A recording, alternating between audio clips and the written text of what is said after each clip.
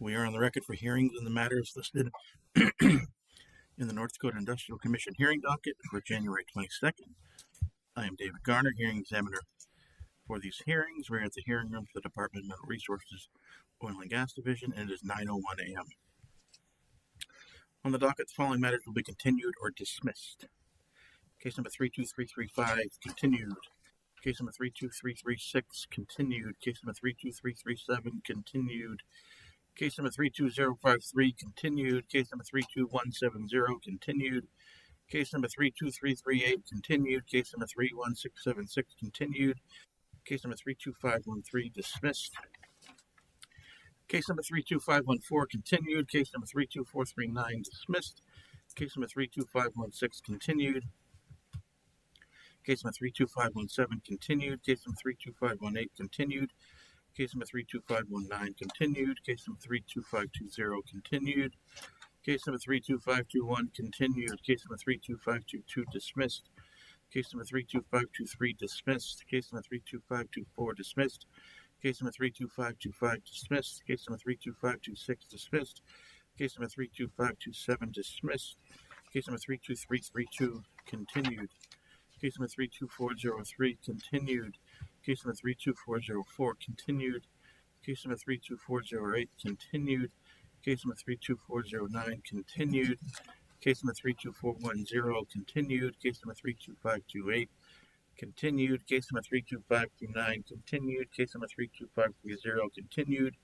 Case number 32531, continued. Case number 32532, continued. Case number 32533, continued. Case number 32534, dismissed.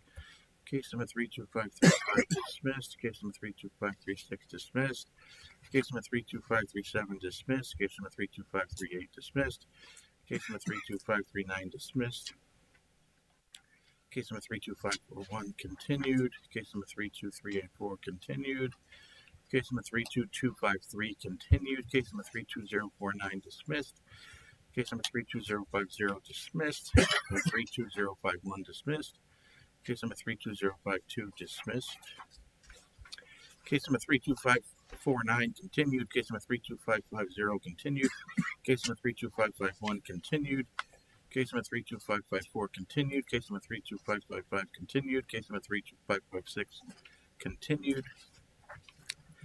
Case number 32349, continued. Case number 32350, continued.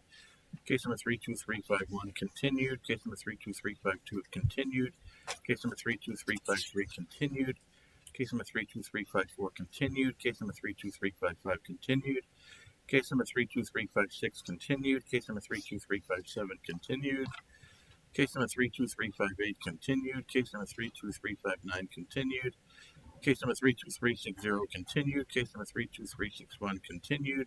Case number 32362, continued. Case number 32363, continued. Case number 32177, continued. Case number 32178, continued. Case number 32086, continued. Case number 3287087, continued. Case number 31682, continued. Case number 32563, dismissed. The administrative docket starts on page 13 with case number 32542 and goes through case number 32567. These cases will be heard in the next room with Michael Zisch. Audio recordings of the cases in the administrative docket will be placed on the Oil and Gas website by the end of the week. If you wish to appear in one of the matters in the administrative docket, please appear in the next room.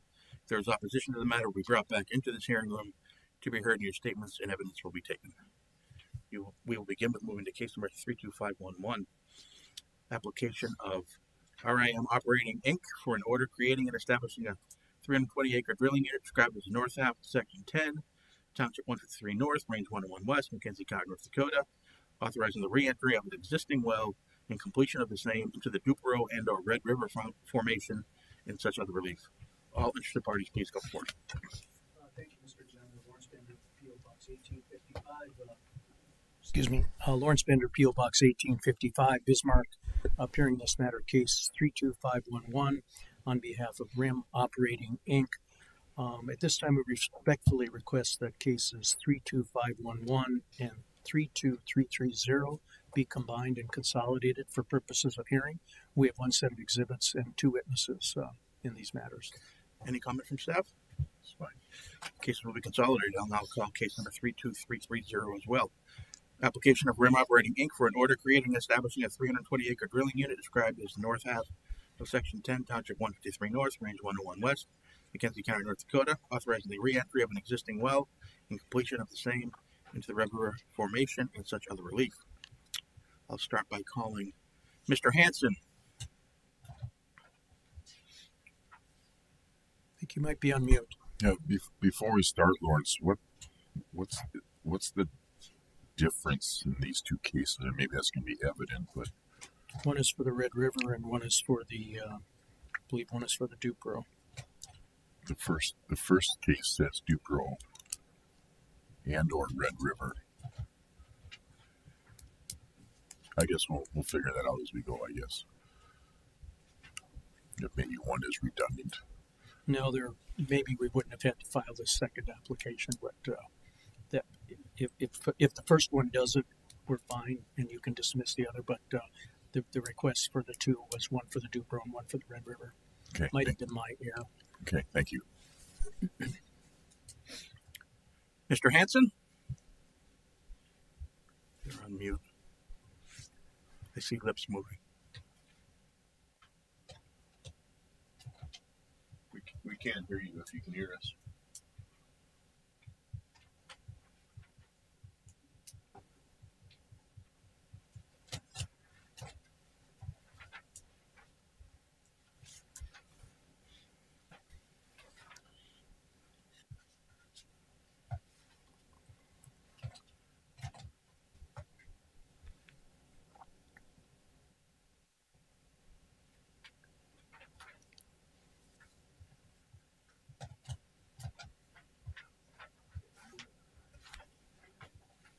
What's that?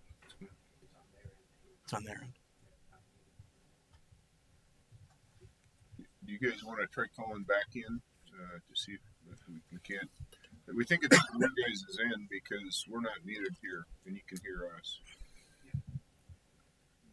Okay.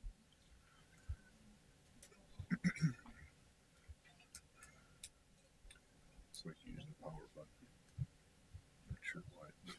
Just turn it off, turn it back on. Yeah. I do it all the time. Just whack it. Yep. It works. Both methods work. Camera. Yes. What's funny is, it sounds pretty unsophisticated. IT often says, have you turned off your computer and turned it back on? Mm-hmm. You know, there was a funny setting that I skipped. I can't remember. Might have been Jimmy Fallon or something like he was the IT. Yeah. We still can't hear you. Can you hear us? They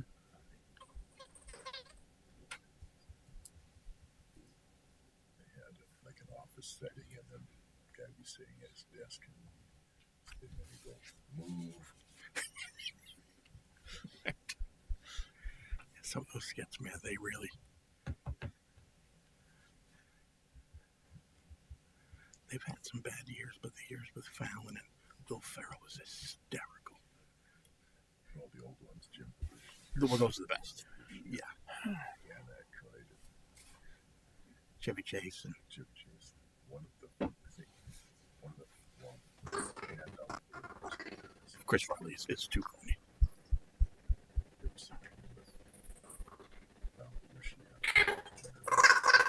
Hysterical.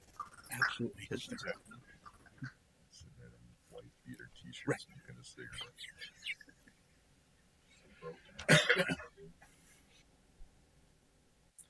I tell you who was funny on the was Peyton Manning was freaking hysterical when he was firing footballs at those little kids. You guys have a regular laptop that you could open up and try to connect with a regular laptop and see if it's a conference room? Sounds like Snoopy.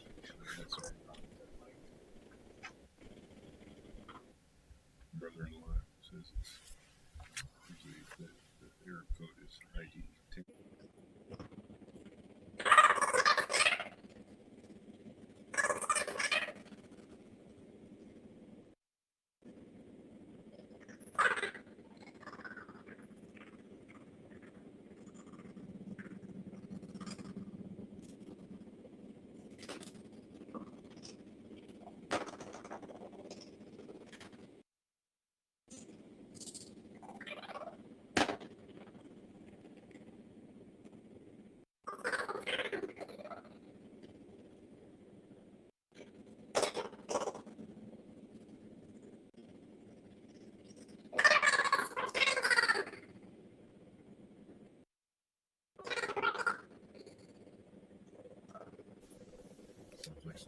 Sounds just- like Snoopy. Yeah, sounds like I- Snoopy's I- teacher. it's coming. Let's see it. Hopefully that will turn through that and then be at the conference room. Let's see here.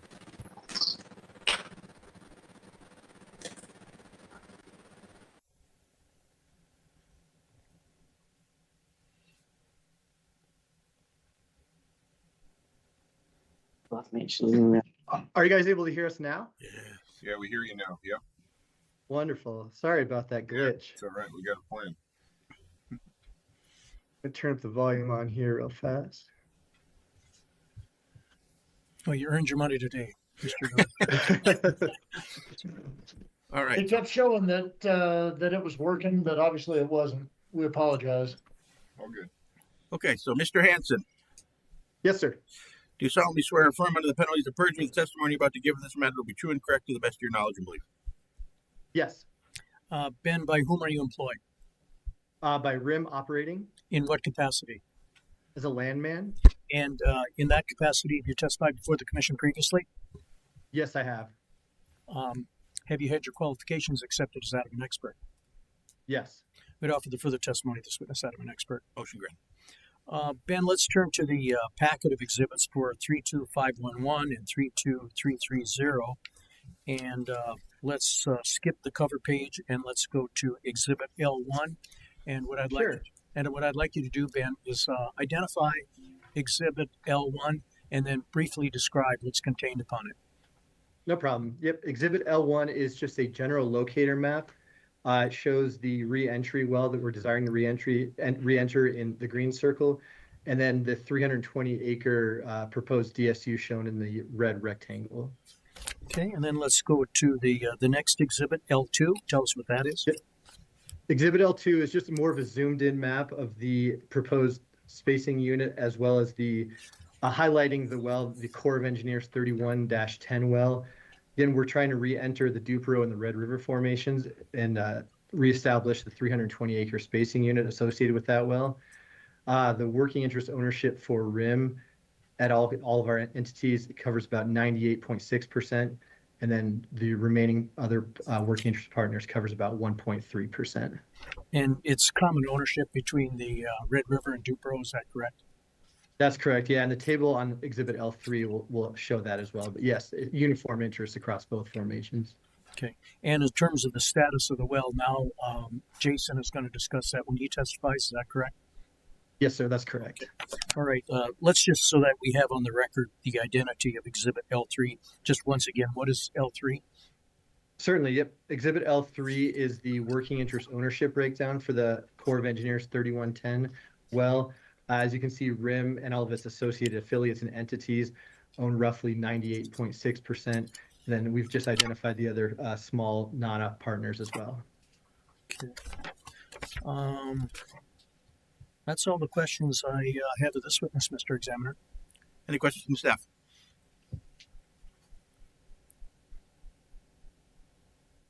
Mr. Rouse, Yes.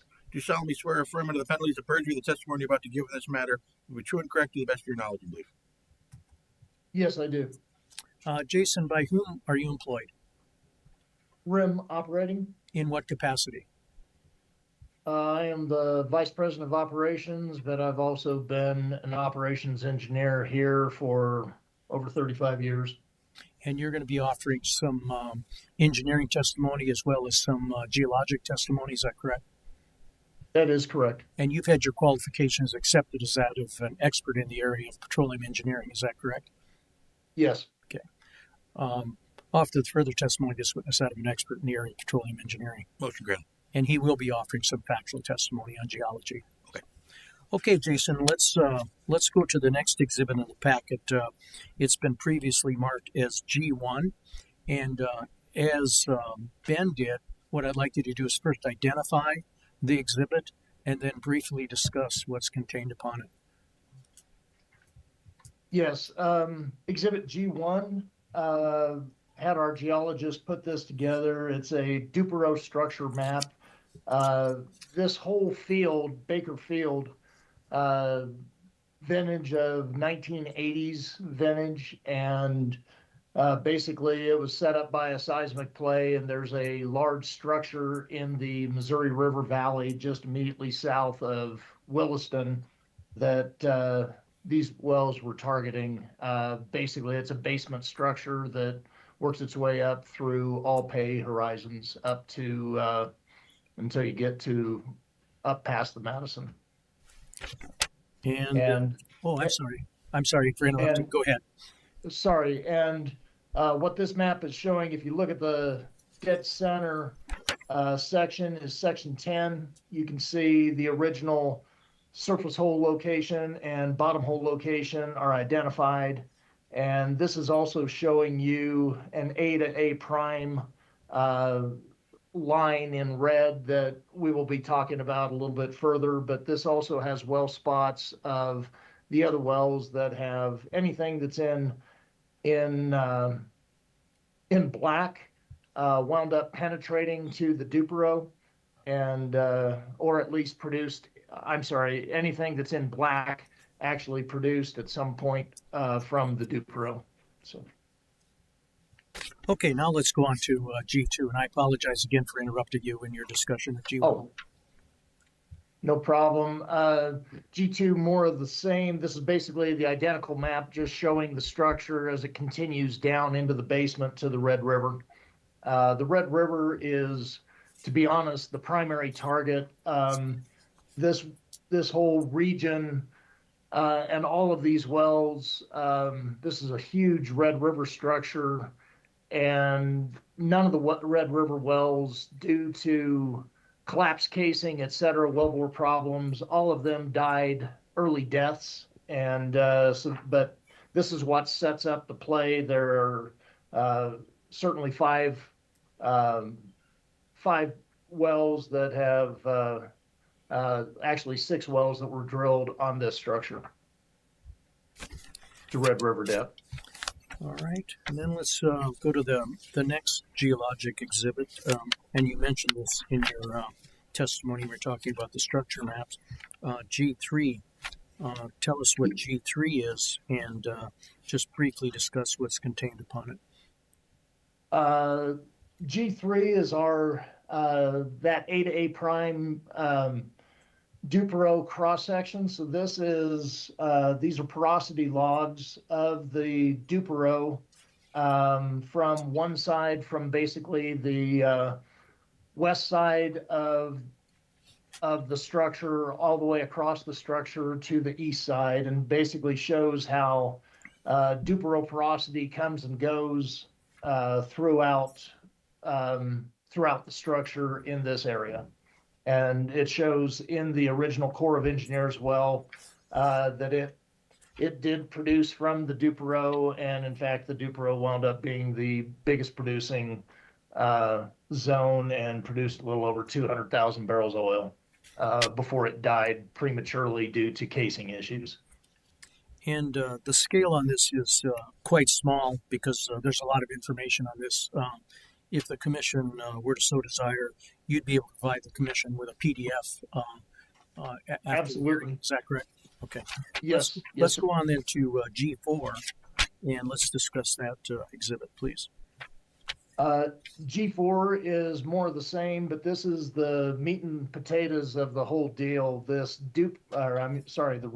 a Red River cross section over the same A to A prime interval. There is a very contiguous, nice, clean dolomite at the top of the Red River B interval, and it has produced throughout the whole region a little over, or throughout this field, about 800,000 barrels of oil, of which our Corps of Engineers produced about 177 thousand. But all of these wells, and what this exhibit is showing, is how continuous this nice clean dolomite is from one side of the field to the other. So you have contiguous oil pay from one side of the field to the other. This is good reservoir rock, up to 50 millidarcies of perm, and this is not really, none of these wells ever watered out or anything like that. So we're not necessarily even showing the full extent of what this reservoir could be, because none of the wells ever saw any real increase in water cut towards the end of their lives. And I think But this is just a cross section showing that continuity of the Red River from one side to the other. And I believe it was your testimony previously that the Red River was the primary target. Is that correct? That is correct. Okay. And once again, if the commission were to desire a PDF of this cross section, you'd be able to provide it at a later date. Is that correct? Absolutely. Okay. Let's go on to Exhibit E1. In conjunction with E1, Ben had mentioned that you'd be able to testify as to the current status of the well. Perhaps you could start with the current status of the well and then identify Exhibit E1 and talk about the plan of operation if this application was granted. Which zone you would recomplete in first? Would you ask for dual completions? Just go through that whole process for us in conjunction with discussing Exhibit E1. I think it'll save some time if you can do that in conjunction with this exhibit. Sure. Exhibit E1, this is a wellbore schematic of the Corps of Engineers well. This shows both its current configuration, but it also has on top of it our redrill plan of how we plan to recomplete this well. The well was originally drilled to a TD of 13,480. I believe that's what I'm seeing at the bottom of that. It produced from the Red River back in the 80s through early 90s when it had casing collapse in the interlake zone up above, which is common for every Red River well out in these areas. They all wound up seeing casing collapse in the interlake. In the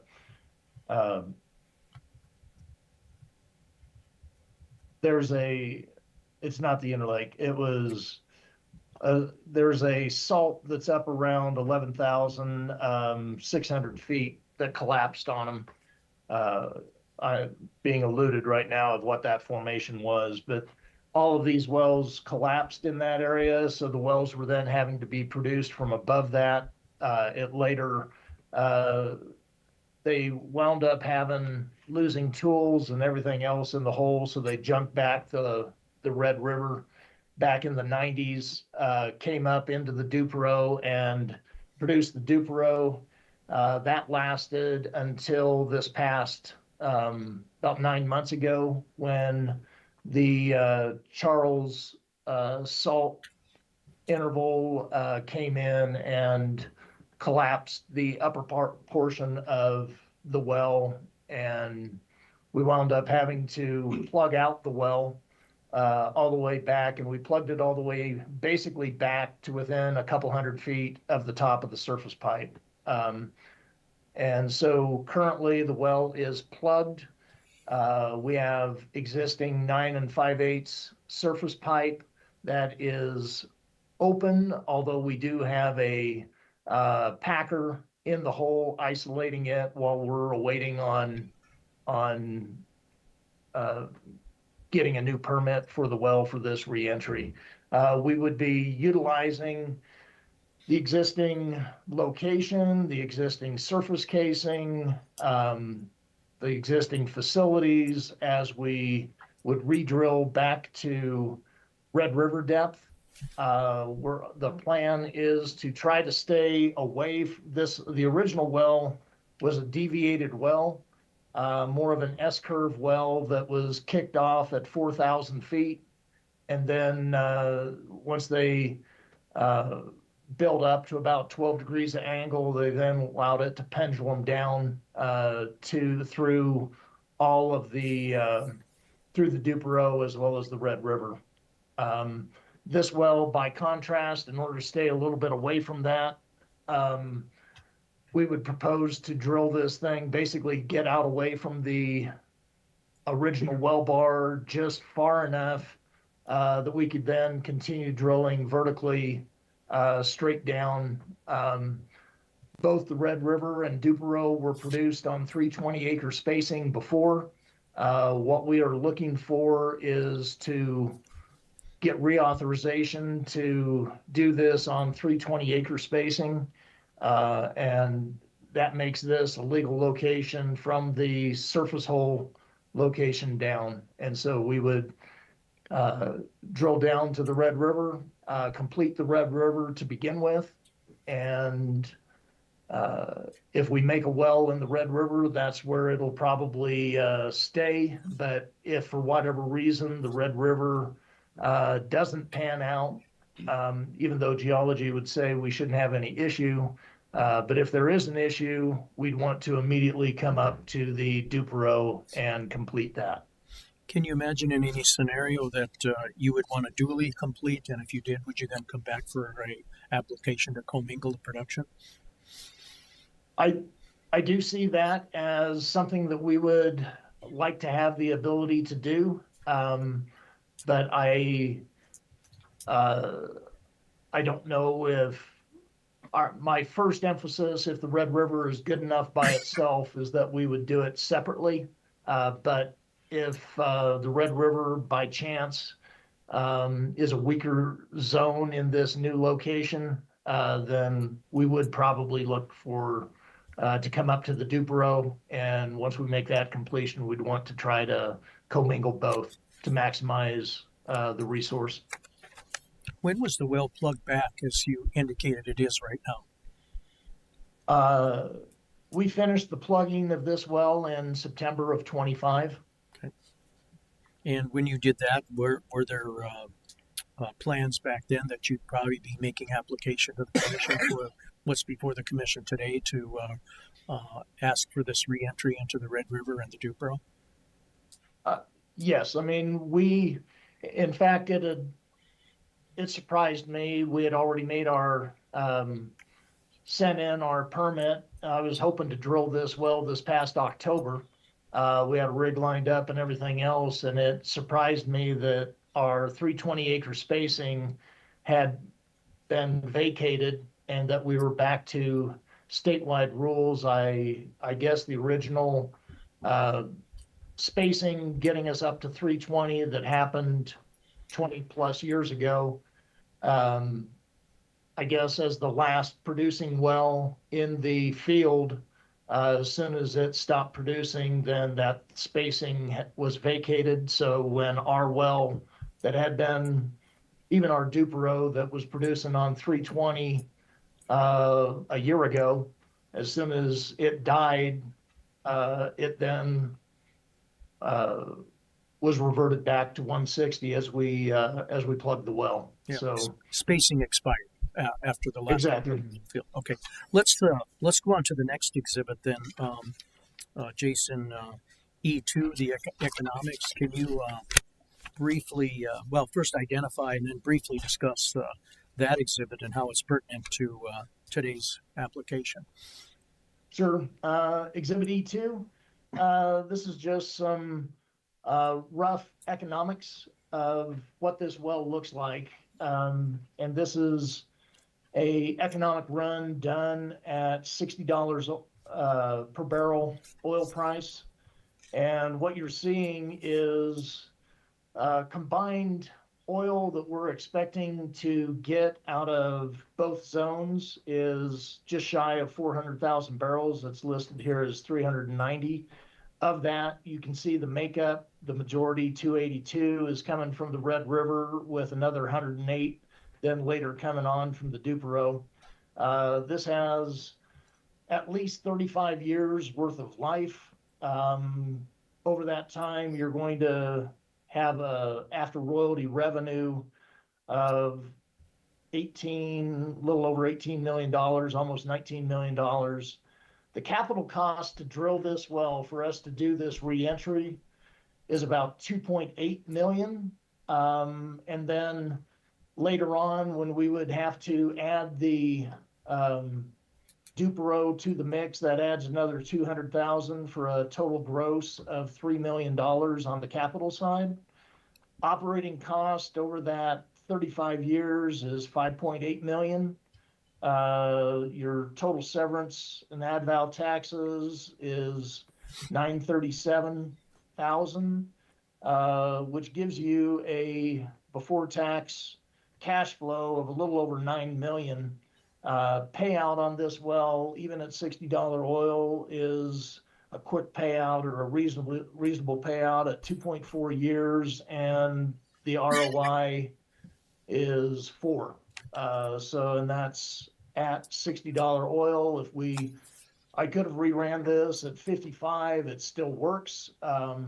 I haven't looked at what it will do at 50 or 45, but this is a well that we are planning on trying to get drilled just as soon as we can get back on this well. Now, that doesn't mean if you gave me authorization today that we can move right away. I will remind you this well is in the floodplain of the Missouri River. So we do have potential flooding issues that occur in this floodplain. So we would not be proposing to probably spud or re-enter this well until July. Normally, any flooding that occurs in the Missouri River Valley is gone by June. So we'd be, and I don't want to risk having a rig in the valley when there's a risk for that. So it would be midsummer. Have you had situations where, since your operation of the well, you've had to shut in the well in the spring during flood stages and not during flooding during flooding times, and have to shut in the well for a period of time until water levels went down? Or have you been fortunate not to have that problem? No, these wells definitely get shut in. We have been fortunate over the last 2 or 3 years, and it looks like we're going to be fortunate again this year. If you go back to, back from roughly 2011, when there was a major flood event, from there until about 3 years ago, we were being forced to shut in these wells at least for some period of time, whether that's 3 or 4 days or maybe 2 or 3 weeks. We were being forced to shut those in. Prior to 3 or 4 years ago, when they had been holding the lake level much higher, there wasn't as much freeboard in the lake. So when that flood would come in down the Yellowstone River, it would raise the lake, and so it would take longer for the waters to recede. We have not had that problem now that they have reduced the lake level by about another 6 feet versus what it was before. Yeah, we're all well aware of the flood event in 2011. It had a major impact on the residents of Bismarck. So, in your opinion, Jason, will the requested relief prevent waste, protect relative rights, and prevent the drilling of unnecessary wells? Absolutely. Yes, this there's really, at this point, yes, there has been some depletion of this reservoir. To be forced to drill multiple wells on 160 acre spacing to do this, it's probably not going to happen and going to make some of these uneconomic. So we would be, and so those reserves would be left in the ground. Mr. Examiner, that's all the questions I have. We'd offer the exhibits. And if I could, Mr. Examiner, I'd like to address the question that Mr. Bohr raised. I see now, looking at the applications, Mr. Bohr, that it appears what we did is we filed case 32330 initially, and then I was advised subsequent that we wanted the request for both the Red River and the Dupero. So I filed another application, 32511, addressing both Dupero and Red River. I could have dismissed 330 at that time. I did not. If the commission deems that that's the most appropriate way of handling this and addressing both the Duperow and the Red River in 32511, we'd have no objection to case 32330 being dismissed. And I apologize for any confusion. That's fine. I think it probably would be appropriate to dismiss 32330, make that request. Thank you. Okay, the exhibits are admitted. Any questions from the staff?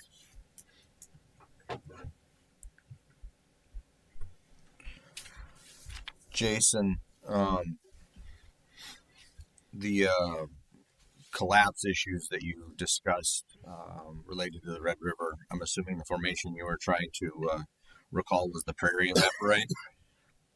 Yes, that's exactly right. Sorry, that was eluding me. No problem. When you, if approved, when you go into, I guess, redrill this well, do you have plans for protecting the segment across the prairie and across the salts a little differently? Absolutely. So one, at the time these wells were drilled, all of the wells, the biggest issue is these wells were all drilled with brine muds at the time when they were drilled. All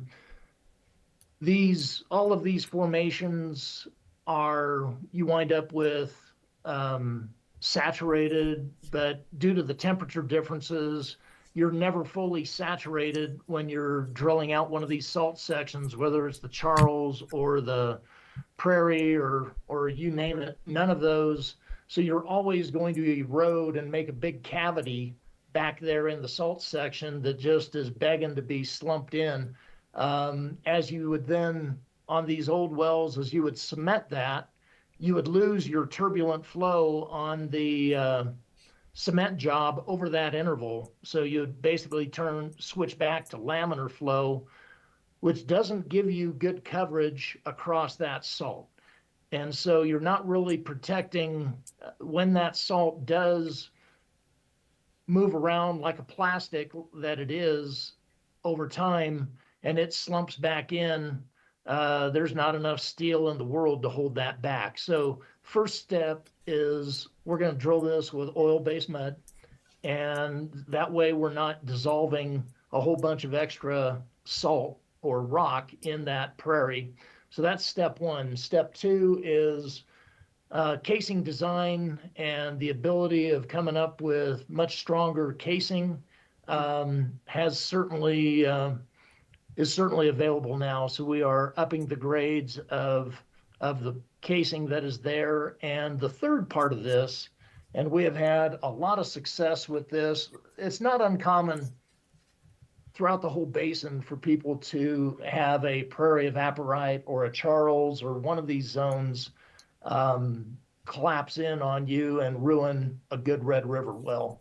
One of the things that we have had great success on, and we are currently doing it, is we're jet pumping these wells rather than using rod pumps. So what would happen is under a rod pump, you would pull down that fluid level, and now you have nothing pushing on the inside of that casing, and you have all that overburden, and the stress difference between the inside of the pipe and the outside of the pipe really allows that collapse to take place. If you could maintain a fluid column on the inside of that casing, which you can do with a jet pump, now you've given yourself an extra 3,000 or 4,000 psi of internal pressure against that pipe to help it withstand any of those collapse pressures. So that's another thing that we are doing, and it's been very, if you don't understand jet pumps, basically you're just putting a packer in the well right above the zone of interest. You run your tubing into it, and you're circulating down a power fluid down the tubing, which returns back up the casing. And so all of your fluid, mixture of new fluid coming out of the formation plus the power fluid is recycled up the annulus And so you're maintaining this great hydrostatic pressure above the packer and across all those salt zones, which you wouldn't otherwise be able to do. Okay. I'm looking at your exhibit E1. I may need a revised exhibit here, but let's see if we can walk through it here. The intent is to drill out from the existing surface casing, deviate slightly, and then drill vertically. Looks like down to around 4,700, and then set 7-inch casing and cement that in the hole. We're setting 8 5/8 at 4720. And then you're setting 7-inch again at 6750.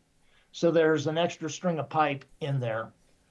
The reason for that extra string of pipe is, as I was plugging back, obviously, as you're probably aware, the Dakota, which is the main injection zone that all the water from all these Bakken wells and everybody's wells has been injected into for decades, it's pressuring up. As I was plugging off and knowing that I was getting ready to re-enter this well, I wanted to know, even though there weren't any disposal wells within a couple miles of my well, of this well, I wanted to know what that pressure was. And so I perforated the Dakota, both at the bottom of the Dakota and then again at the top of the Dakota. And we have over a 13-pound mud weight equivalent in the Dakota in this well. So basically, that's going to require me to run this extra intermediate string of pipe so that I can hold back, handle that extra pressure, and then once we get past the Dakota, I can go back to just normal pressure, normal mud for drilling from there to the basement. Okay. I see the 8 5/8 is what I think I'm reading on the diagram at 4720. Yes. And then that next string, the 7-inch, I said that 4720, I'm assuming that's between the Greenhorn and the top of the Dakota. The 4720 that's the Greenhorn top.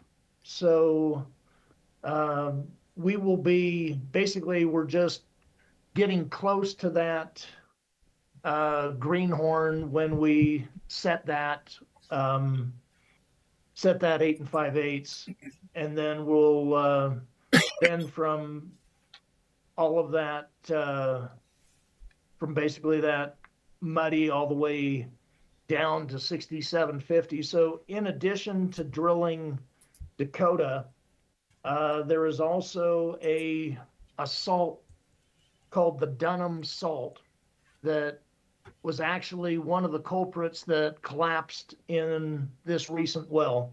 And I thought, instead of us just stopping this intermediate string and protecting from the Dakota, because it's got such a different mud weight that you really can't handle it with the same string of pipe. We would continue that down until we got coverage over the Dunham. So we're actually kind of killing two birds with one stone. And I've got extra wall thickness across that Dunham that we won't have to worry about in the future as well. Because like I said,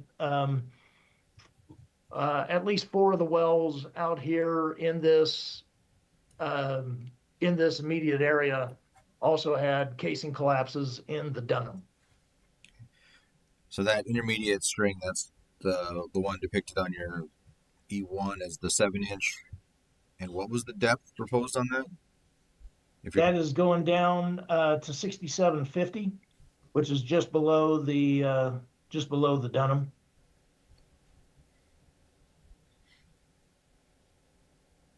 I see that on the left side of the diagram, but the note on the right looks like it conflicts a little bit. 7-inch. 47. Oh, you're right. You are correct. I do have an error there. Okay. And then the next segment you were going to drill down to TD, and looks like a 4.5 inch. Yeah, we would be hanging a 4.5 inch liner, then from there to bottom. What's the proposed TD? It's going to be, depending on, it's going to be close to that 13,480 or whatever that it was originally. Okay, I see that note at the bottom. Yeah, I'm sorry, I guess I don't have that. That's fine. I think I'm going to ask for a revised exhibit, but one more question on it. Being that 4.5, you intend to cement that in the hole, correct? Yeah, that would be, when this well is finished, I intend to have it cemented basically from bottom to top. So we would be cementing all the way. I would be trying to cement that liner, 100% of that liner, and get lap up inside the 7-inch. I'm planning on having the 7-inch cement go up inside the 8 5/8, and then the 8 5/8, I'm planning on having it cemented all the way up inside the existing 9 5/8. Okay. So I'm hoping to have this well fully cemented from bottom to top. All right, and then I see a DV tool. Is that planned to be at 93? Is it 93? Yes. Yeah, have it around 9,300. Basically, I just want to make sure, I think trying to get cement from Red River depth at 13,400 or whatever and pull that all the way up to 6,700. I think that's begging for a problem. It's possible I might even, as I was looking at the hydrostatic and what that, as you were doing, it would be a 2-stage job, but I'm looking at that hydrostatic of what that would be pushing on my Red River. Being a good dolomite, I really don't want to, excuse me, I don't want to overdo it. Okay. I think I'm going to ask for a revised Exhibit E1. The version I have in front of me is a little bit blurry as it starts, so I'm sure by the time it's scanned, it's going to be garbage in our well file. I'm also going to ask that you make it clear that that 4.5 is going to be cemented in the hole, and maybe correct the depths and whatnot so it's clear where those are going to be set. And while I'm at it, I will ask for G3 and G4, as Lawrence alluded to. Again, by the time we scan these, they're not going to show up in our well files. So if you could provide those digitally. You mentioned that the well is in a floodplain. Do you Yes. do anything special on your pad to prepare the well for those potential shut-in flooded conditions? Yes. Around the perimeter of our pad, we are typically putting very large berms to try to, and to be honest, those big berms, they're not as much of a issue for the main spring runoff as they are for, we normally get 2 different flood seasons up there. You get, as the ice starts to break up on the river, you'll get ice dams, which will then cause a whole bunch of flooding back behind it. And what you don't want is having these huge sheets of 3 and 4 foot thick ice come floating along and running into your facilities. So we have these berms around our facilities to basically block that ice to keep it from smacking into our tanks and et cetera. So yes, we do have extra precautions along. We have wells both in this Baker field as well as in Hardscrabble. So we're got a lot of experience now with handling flooding issues in these areas. Okay, and then the added cost that comes along with the different casings that you plan to run, all that is factored into your cost of reentering. Absolutely. And, Absolutely. And really what you got to remember when you're seeing what makes these wells so much cheaper than, let's just say you're used to seeing 10, $11 million Bakken wells. Well, first of all, this well's just vertical, basically. I mean, yeah, we're going to deviate it a little bit to get away from the original well bore, but it's a vertical well. Also, by not having the super huge casing going all the way to bottom and having 4 miles worth of 4.5 liner or something like that, you don't need one of these giant rigs. So you can get by with a lot smaller rig. The cost of the smaller rigs, they're available, and there's some of them that stay active, and we would be using one. And that's hopefully we got. I know with oil prices dropping the way they have here recently, I know a lot of rig count is disappearing. Obviously, I'm hoping to be able to get a hot rig, but we'll just have to see when it comes. But anyhow, no, these smaller rigs, they have a smaller footprint, so my location doesn't need to be as big. I mean, it just works out in our favor on cost on all of the above. And then the costs of dealing with the flooding and those risks are factored into your operating costs. Yes, yeah, I'm using the same op cost that we have a long history of with this, as well as our other wells in the floodplain. I guess a couple questions on the geology side of things. The original structure that you had indicated in the area, do you recall, or do you know how that was originally identified? I'm sorry, could you repeat the question? Are you asking how that was originally discovered? Yeah. I do believe, I don't know this for fact, but I do believe that there were some 2D seismic lines that were ran across the area. I've seen some old ones. And then from that, they drilled, the original well that was drilled was all the way over on the far southeast corner of the structure. It's that right next to where it shows A prime. That was the first well drilled. That was a Gulf Oil Corp well.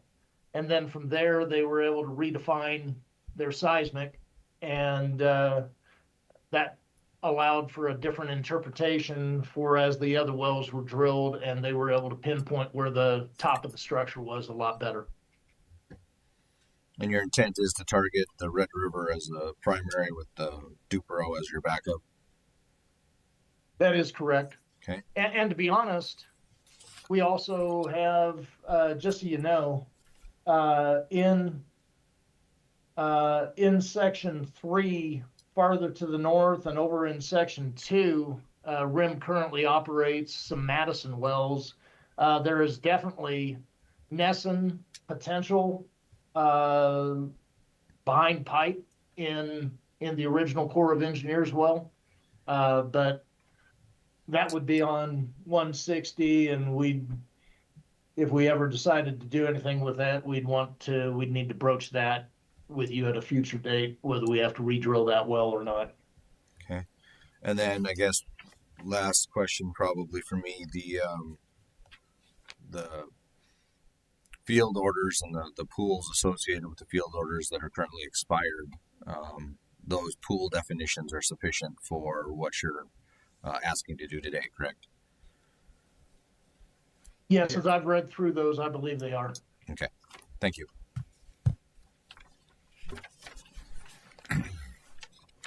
Jason, you said there's currently a packer in the hole. Yes. So Where- when I plug back the well, I set a large balance plug from roughly the bottom of the plug was around 3465, and we pulled that top of the plug and tagged it at 3060, which is roughly 60 feet below the base of our surface casing. In talking to Gunther, your field rep up there in that part of the world, he didn't like the idea of us leaving 60 feet of open wellbore. So we wound up, I just ran in with a packer on tubing and set it at the base of the 9 5/8. So I think it's at about like 2,900 or 2,950, somewhere in there. So that we don't just have, so the 9 5/8 is not just open all the way to bottom.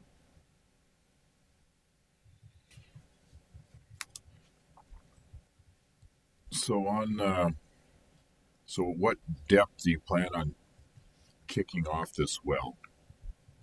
Just as soon as I will pull the packer, and as soon as we will pick up our directional tools, and wherever I start tagging that cement plug, we will start time drilling immediately. As long as I can get enough resistance. And my gosh, now that this plug has been setting for, I've got to have plenty of compressive strength on that after setting for months now. It's not like just setting for 12 hours or 24 hours trying to build before you kick off. This should be hard as can be. So you're going to kick off at 3060. Correct. And then where are you going to turn the well vertical? Basically, we're probably not going to get away from this wellbore more than, I'm just guessing, 10 feet. I mean, we're just going to get away far enough from the wellbore that we can, I mean, maybe it would go as far as 50, but we're not going to be going far enough away from this. I'm wanting the well, I don't want to create a giant dog leg in this well. I just want to get far enough away from the original wellbore that we don't have an interference issue where I'm going to have to worry or slow down or slide in order to avoid hitting this well. It's going to start veering away from us at 4,000 feet, as it was originally deviated to go in a southeasterly direction. And so we will be kicking off in a northwesterly direction just to get us a little bit away from it. But we're not trying to get super far away. I'm just trying to get far enough away that we're not impacted by the original well. So the original well is at 660 from the north line. So if you go any footage to the north, the well would be at an illegal location at that point. Correct. And we can just do it straight. I can just go straight west. I don't need to go, I don't need any northerly component.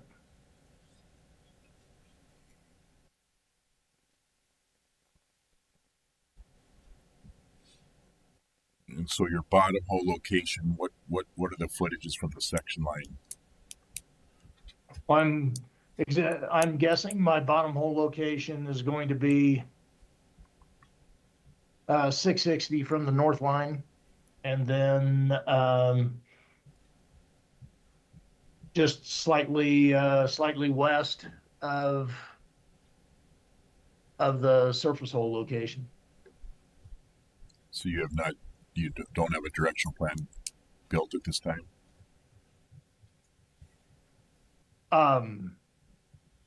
No, I don't. Other than, like I said, I know where the original well is right now, and we're just going to be sliding away from that, and then let it go pendulum back down to go vertical. Well, actually, we'll probably steer it the whole way. So. And Mr. Boer, if you want to include a provision in the order saying that the bottom hole can't be any closer than 660 to the drilling unit boundary, we don't have any problem with that. So on your wellbore design, it might be a little clearer if I could read this, but so your 8 5/8 is going to TD at 4720, Correct. and then your 7-inch is from what depth? The 7-inch, we'll probably have, want to make sure I have, well, the 7-inch is actually coming, I'm pulling that 7-inch all the way back to surface. So it's going to go from surface down to 6750. Okay, and the 4.5-inch liner's at 6,600. Is that right? Yeah. Yeah. I just want to make sure I have 100 feet of lap or thereabout inside of the 7-inch, and then we'll run it to TD. Okay, and then your economics, the EURs you're showing on this are the EURs for this reentry. It doesn't include the EUR, the recovery from the original well work. That is correct. This is all going forward. Okay, thank you. Jason, is there currently production equipment from the prior wellbore on location that's intended to be used, or are you bringing in new equipment? Some of each. There's currently I haven't removed the pump jack yet. It's got to go. But the tanks that are there, they're going to get reused. Treater that's there is going to get reused. So there's a lot of equipment there that's going to be reused. But no, we will, as I convert this thing over to a jet pump, I'll be setting a triplex building, et cetera, and a power fluid tank and some of that stuff. So yes, we are going to have to bring in some new equipment, but we're also utilizing a decent chunk of the old. The old equipment that is there, were you intending to do tests on the pressure tests and verifications on like the flow lines and the treater and so on? Oh, of course. Okay. Yeah, I mean, that's part of our standard operating procedure in any of these wells in the floodplain anyhow, is we have a test. Obviously I can't afford to have a major spill out there in one of these hazardous high risk areas. And this comment is more just a note, but, and I do believe RIM is on that. If not, I would indicate that you do reach out to the commission to ensure you're on the flood on-call list for when we do have ice jams. We contact the operators to ensure that they're preparing for that. Yes, we're on that list. I get calls all the time. We work. I'll either get the call or my field foreman will. Okay, thank you. Jason, do you plan to utilize directional tools? Is that, or rotary steerable, or what type of directional tools do you plan to utilize?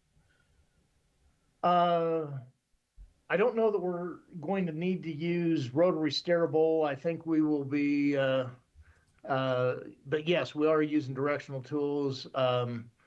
We will be,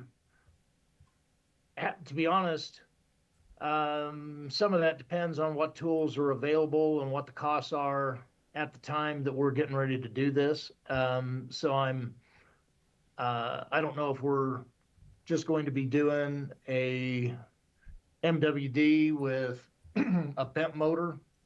I'm thinking the cheapest way for us to do this is probably using a slightly bent motor and an MWD, and then we will, that way it's just in there to slide whenever we need to as we work our way down, and just to make sure that we're staying as vertical as we can once we've gotten away from the original wellbore.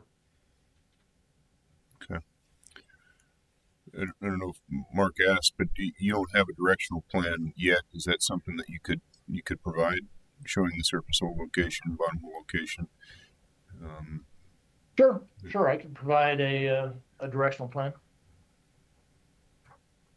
And then, do you have concern about magnetic interference only being 10 feet away from the original well? or how do you Well, plan to monitor that's- that magnetic interference? I guess. Yes, I do. To be honest with you, that's why I'm not necessarily sure on our. So some of the tools that we could use don't even necessarily have to go magnetic. So there are other tools that I've used before, directional tools aren't aren't that don't give you that mag interference. And I just haven't made that decision yet. But I can, like I said, I was holding off on that. First off was, are we going to be able to do this on the 320, or am I having to do this on a 160 acre spacing? Because if we were having to do it on a 160, I'm not even sure we're going to do the well. To be honest with you, I don't. So I was really just trying to see where we were coming in on this, and then I'll work that angle on the directional. But I can get a directional plan to you right now if you want. Or have it to you in the next couple of days. Please, Mark, you good with that? Yep. Thank you. Appreciate it. And I'll just make a comment on your last statement there, Jason. This will likely be established as a 320 acre drilling unit. It is not a spacing unit, so you will have to come in for temporary spacing again if the well is found productive, since the temporary spacing or the proper spacing has expired. Yeah, I've had that discussion with them, and Okay. I can explain it again if it's not clear. But appreciate that, Mark. You're welcome. Anything else?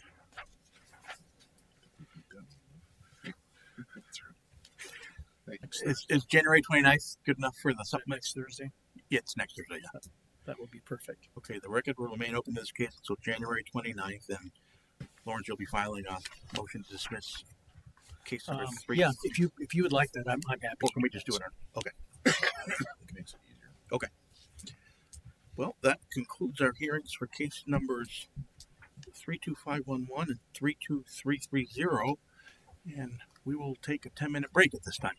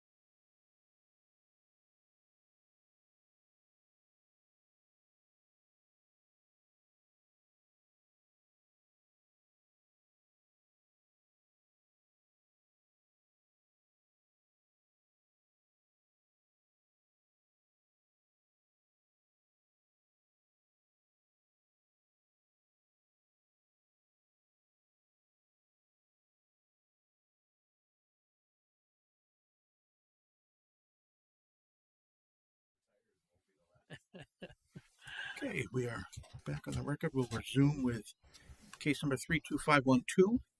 Application of Continental Resources, Inc. for an order amending the field rules for the East Fork Bakken Pool, Williams County, North Dakota as follows. 1. Create and establish 4 overlapping 1920 acre spacing units comprised of sections 3, 10, and 15, 4, 9, and 16, 21, 28, and 33, 22, 27, and 34, all in Township 156 North, Range 99 West, authorizing the drilling of a total not to exceed 6 horizontal wells on said proposed overlapping 1920 acre spacing units. And 2, create and establish 2 overlapping 3840 acre spacing units comprised of sections 2, 3, 10, 11, 14, and 15, and sections 21, 22, 27, 28, 33, and 34, Township 156 North, Range 99 West, authorizing the drilling of a horizontal well on or near the section line between existing spacing units on each proposed overlapping 3840 acre spacing unit and or such further relief. All interested parties, please come forward. Thank you, Mr. Examiner. Lawrence Bender, P.O. Box 1855, Bismarck, North Dakota. And I'm appearing in case 32512 on behalf of Continental Resources, Inc., and we'll have 3 witnesses. Mr. Newell, Yes, do you solemnly swear or affirm under the penalties of perjury that the testimony you're about to give in this matter will be true and correct to the best of your knowledge and belief? I do. Bryce, by whom are you employed? Continental Resources, In what capacity? Landman. And in that capacity, have you testified before the commission previously? Yes, I have. Had your qualifications accepted as that of an expert? Yes. Offer the further testimony of this witness that of an expert. Motion granted. Okay, Bryce, let's turn to the packet of exhibits for case 32512. I assume you have a packet in front of you. I do. Let's skip the first page and go to L1. Tell us what L1 is, and then briefly describe what's contained on that exhibit. Yes, L1 is the general locator map. It's showing the 4 proposed 1920 acre spacing units, 2 proposed 3840 acre spacing units, and the field outlines. So it looks like one of these 3 section areas that you have outlined is already a 1920. Maybe you can just describe which one that is. Because there's 5 1920s on here, and we're asking to create 4, is my understanding. Is that correct? Yeah, that's correct. So which one is not? Which one is already a 1920? Sections 2, 11, and 14 are already is already a 1920. Okay, thank you. And then, as you indicated, 2 overlapping 3840s. Is that correct? That's correct. Okay. And there's just a lot of colors on here. Can you describe for us what color the overlapping 3840s are on here on this map? We got one of the proposed 3840s overlapping is in the purple. That's 2, 3, 10, 11, 14, and 15. And then the other one is in green, sections 21, 22, 27, 28, 33, and 34. Thank you. Appreciate that. Let's go on then to L2. And there's a lot of exhibits to go through here in terms of the land on these 4 1920s and the 2 3840s. So you can move through this pretty quickly if you would, please. So let's start with L2. Right. What's L2? All right, L2, land plat showing the existing spacing unit, sections 3 and 10. Continental Resources owns close to 88% working interest. Okay, and L3? L3 showing section 15 of 156 North, 99 West. Continental Resources owns 89.84% working interest. And L4, is that our first 1920 that you're asking the commission to create? That's correct. Okay. The proposed 1920 contains sections 3, 10, and 15 of 156 99 West. Continental Resources owns 88.58% of that proposed unit. All right, let's go to L5. L5 is showing the existing 12A spacing unit, sections 4 and 9, 156 99 West. Continental Resources owns 96.12% working interest. L6. L6 showing section 16 of 156 North, 99 West. Continental Resources owns 100% of the working interest. And then the next 1920, I assume, is L7. L7, yes, is a proposed 1920 spacing unit, including sections 4, 9, and 16 of 156 North, 99 West. Continental Resources owns 97.38% working interest. Okay, let's go on then to L8. L8 showing section 21 of 156 North, 99 West. Continental Resources owns 55.78% working interest. L9. L9 is showing an existing 1280 spacing units of sections 28 and 33 of 156 North, 99 West. Continental Resources owns 74.69% working interest. And then L10. L10 is another proposed 1920 spacing unit comprised of sections 21, 28, 33 of 156 North, 99 West. Continental Resources owns 68.39% working interest in the proposed unit. Okay, let's go next to L11. L11 showing section 22 of 156 North, 99 West. Continental Resources owns 86.09% working interest. L12. L12 is showing the existing 1280 spacing unit west. Continental Resources owns 79.3% working interest. And L13. L13 is another proposed 1920 acre spacing unit comprised of 22, 27, 34 of 156 North, 99 West. Continental Resources owns 81.56% of the working interest. Okay, now we're going to shift gears to the 3840s. Is that correct? That is correct. Okay, let's go to L14. So L14. Yep, I'm sorry. Go ahead. Yeah, L14 is showing one of the 1920 acre spacing units of sections 2, 11, and 14 of 156 North, 99 West. Continental Resources owns 88.47% working interest.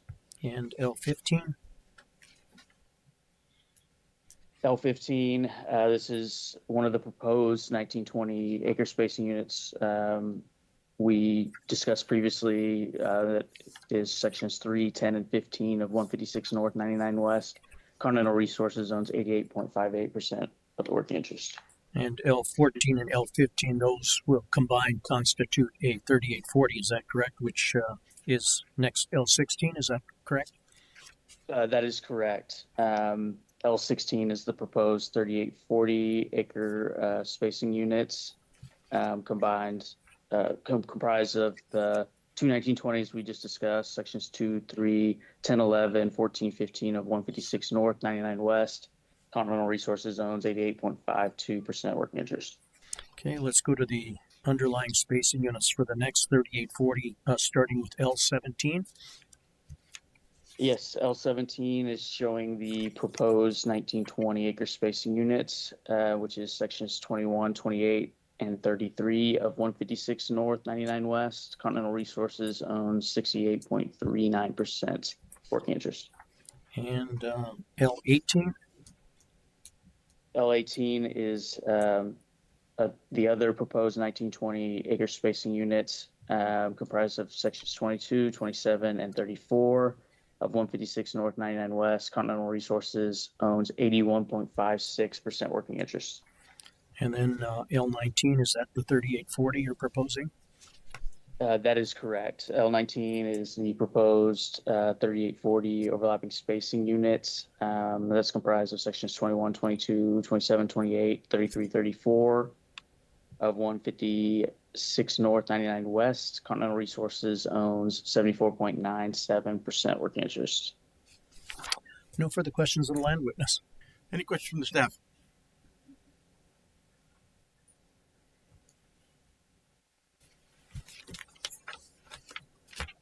Mr. Nance, Yes. do you solemnly swear or affirm under the penalties of perjury the testimony you're about to give in this matter will be true and correct to the best of your knowledge and belief? Yes, I do. David, by whom are you employed? Resources.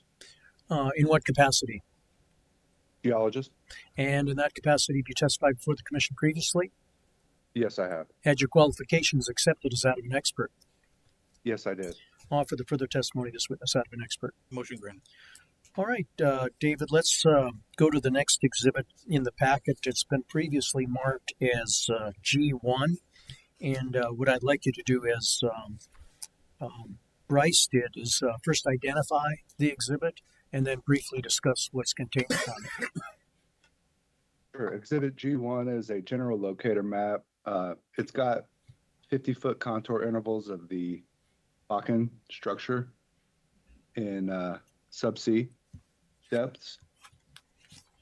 The proposed spacing units are highlighted in yellow and outlined in their various colors with the legend below that. The type log for the area is indicated by the red star. Did you discuss what the contour interval is on this? Is it 50 feet? Yes, contour intervals 50 feet of the Bakken in subsea depths. All right. Let's go on then to G2. Tell us what G2 is. G2 is a type log for the area. It displays the logged unit from 50 feet above the Bakken there to the Bird Bear.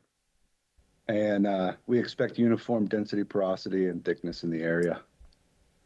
Okay, now you have listed on here the Middle Bakken, Three Forks 1, 2, 3, and 4. What's the target for the development that you're before the commission today? Middle Bakken development. Okay. No Three Forks development?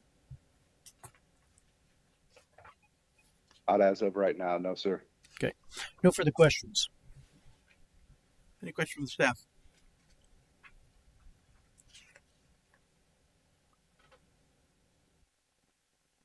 Mr. McCarley, Yes. do you solemnly swear or affirm under the penalties of perjury the testimony you're about to give in this matter will be true and correct to the best of your knowledge and belief? Yes, I do. Jake, by whom are you employed? Continental Resources. In what capacity? Engineer. And in that capacity, you testified before the commission previously. Yes, I have. Had your qualifications accepted as that of an expert? Yes, that's correct. Offer the further testimony of this witness that of an expert. Motion granted. Okay, Jake, let's go to let's go to E1. Tell us what E1 is. E1 is a proposed directional well plot of a 1920 acre spacing unit for sections 310 and 15 in townships 156 north, 99 west. The existing Middle Bakken laterals are in green, existing Three Forks laterals in pink, and the proposed Middle Bakken laterals are in yellow.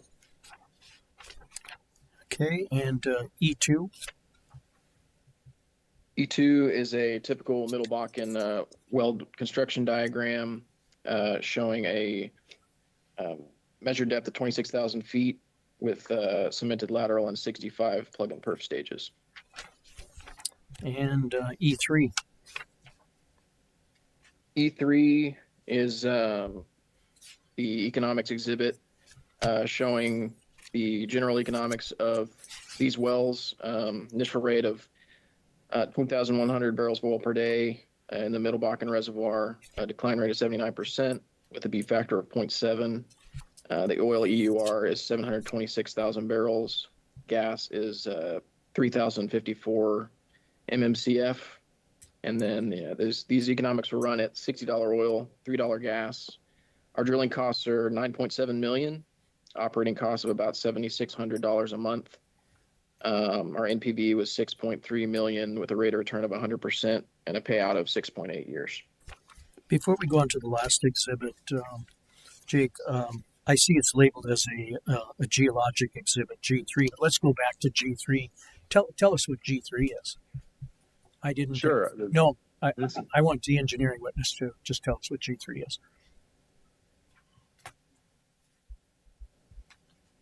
Here's G. Oh, I'm sorry. I didn't realize you didn't have paper exhibits, so apologize for. Middle Bakken. Okay, yeah, so Exhibit G3 is just a general locator map of... It just shows development in the area, does it not? Development in the area, yeah. Middle Bakken wells are in green, Three Forks laterals are in pink, and the proposed spacing units are in their various colors highlighted in yellow. And I apologize, David, that I skipped over this, but I thought I'd just get it into the record that way. And then finally, Jake, Exhibit GM1, is that a gas capture affidavit that the commission typically requires in these sorts of matters? Yes, it is. And in your opinion, will the requested relief prevent waste, protect relative rights, and prevent the drilling of unnecessary wells? Yes, it will. Mr. Examiner, all the questions I have, offer the exhibits. Exhibits are admitted. Any questions from the staff? Lawrence, we have a development plan for one stand-up 1920. There are 3 other 1920s that are proposed to be developed here, and 2 3840s that we don't have development plans for. When you say development plans, are you talking about E1? Correct. Okay. Is that something Continental has? Have those been developed? That's proposed development.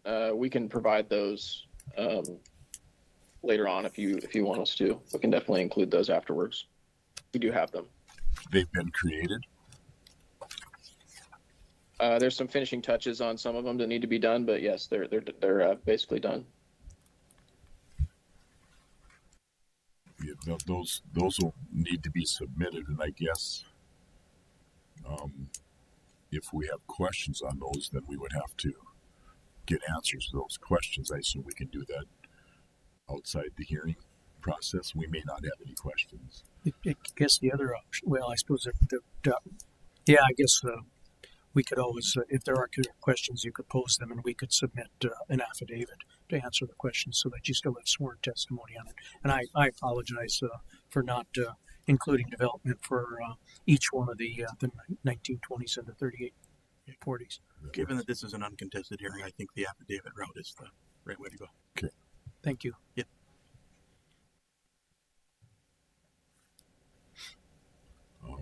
I don't have any other questions. The front page, the very front page also lists, I agree with Mark, there's only one development plan, but it also lists a total not to exceed 6 horizontal wells and said proposed overlapping 1920. And then create the 3840s authorizing the drilling of 1 well. I guess I don't know how many wells are being developed in each of the 1920s. The one that you show, I think, has 4. And so I think we gotta have quite a bit of clarity around that, right? So is the confusion that we only show 4 and we ask for 6, or is the confusion you don't know if we're going to drill more than 1 on the 3840s? I think the 3840 is The 3840s are section line wells. So section line wells authorizing the drilling of a horizontal well. one So horizontal well. And then I guess you're asking for 6 horizontal wells on the said overlapping 1920 spacing units, plural. Yeah, if I could interject, this does come up from time to time, and Okay. the commission's practice has been to only approve what they show us. So it's nothing that's that out of the ordinary. Okay.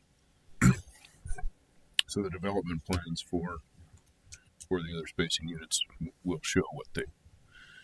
Yeah, and we can probably clarify that as well, Mr. Director, that if we show 4 and we've asked for 6 in any sort of presentation, we'll indicate that although we asked for 6, we're showing 4, and we don't have any problem if there would be a reduction in the request or the order that's ultimately issued. Okay. And then when's the plan development for this? And is it are you guys going to be utilizing existing pads or new pads? To be utilizing new well pads. Developments planned for late 2027.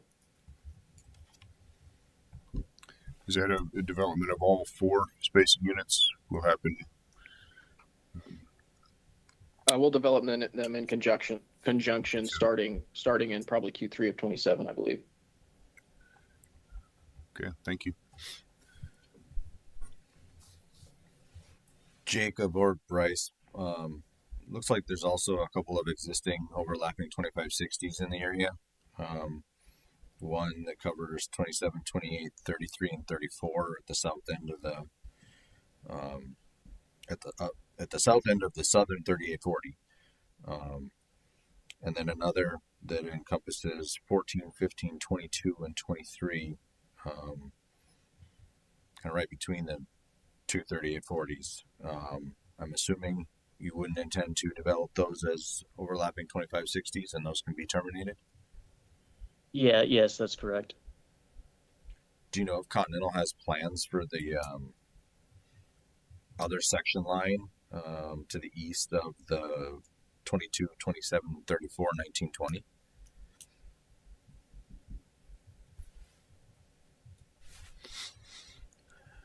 I believe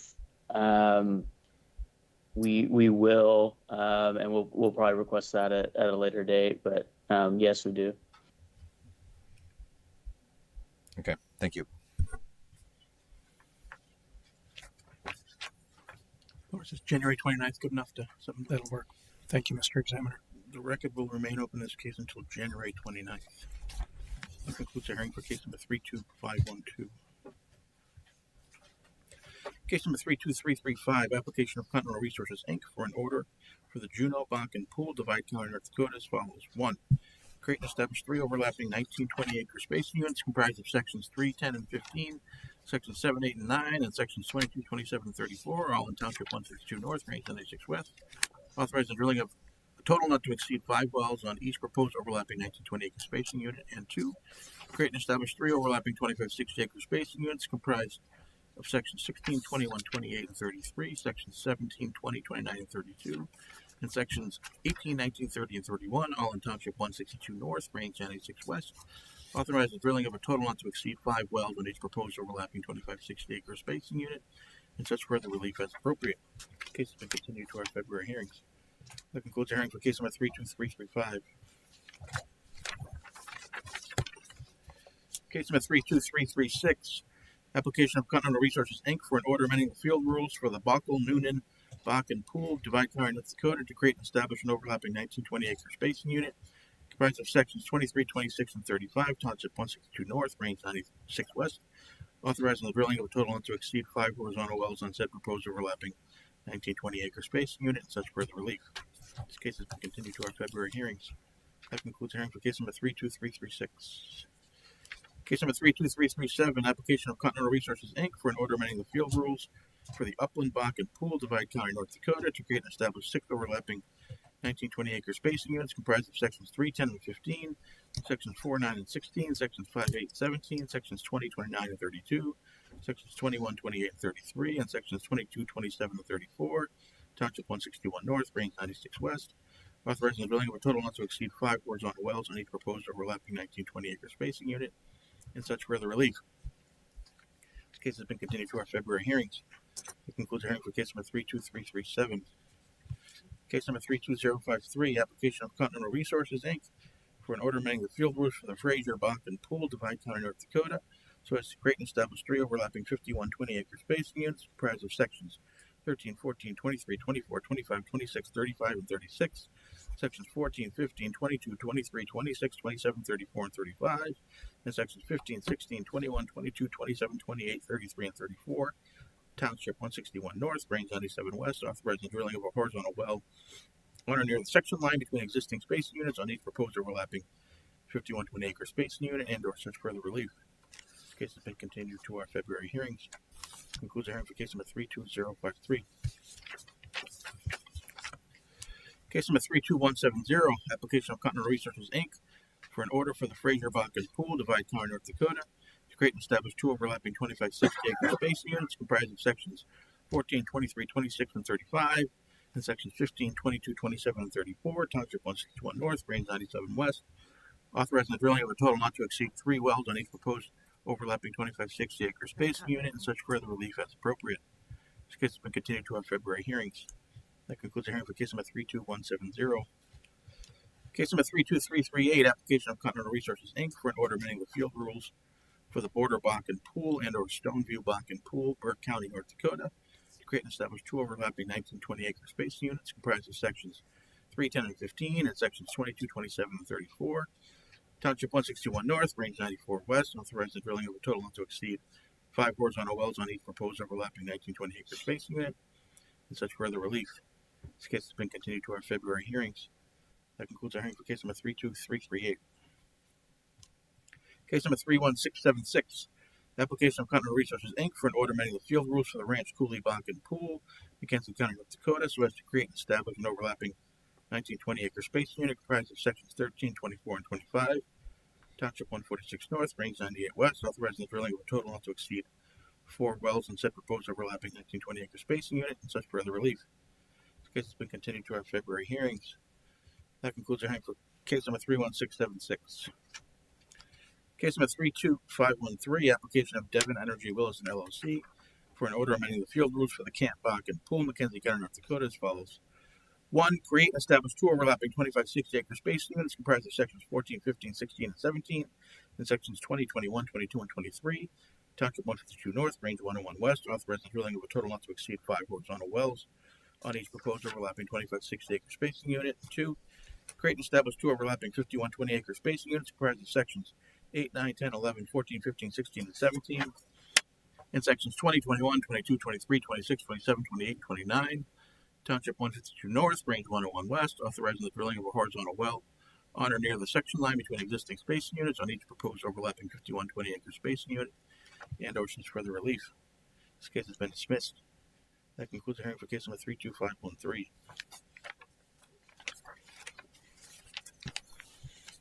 Case number 32514.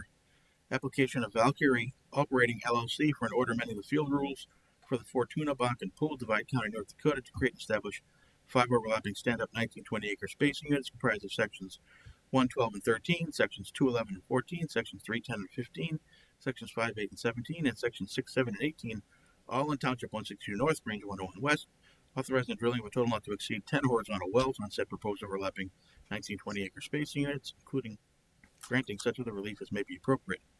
This case has been continued to our February hearings. That concludes the hearing for case number 32514.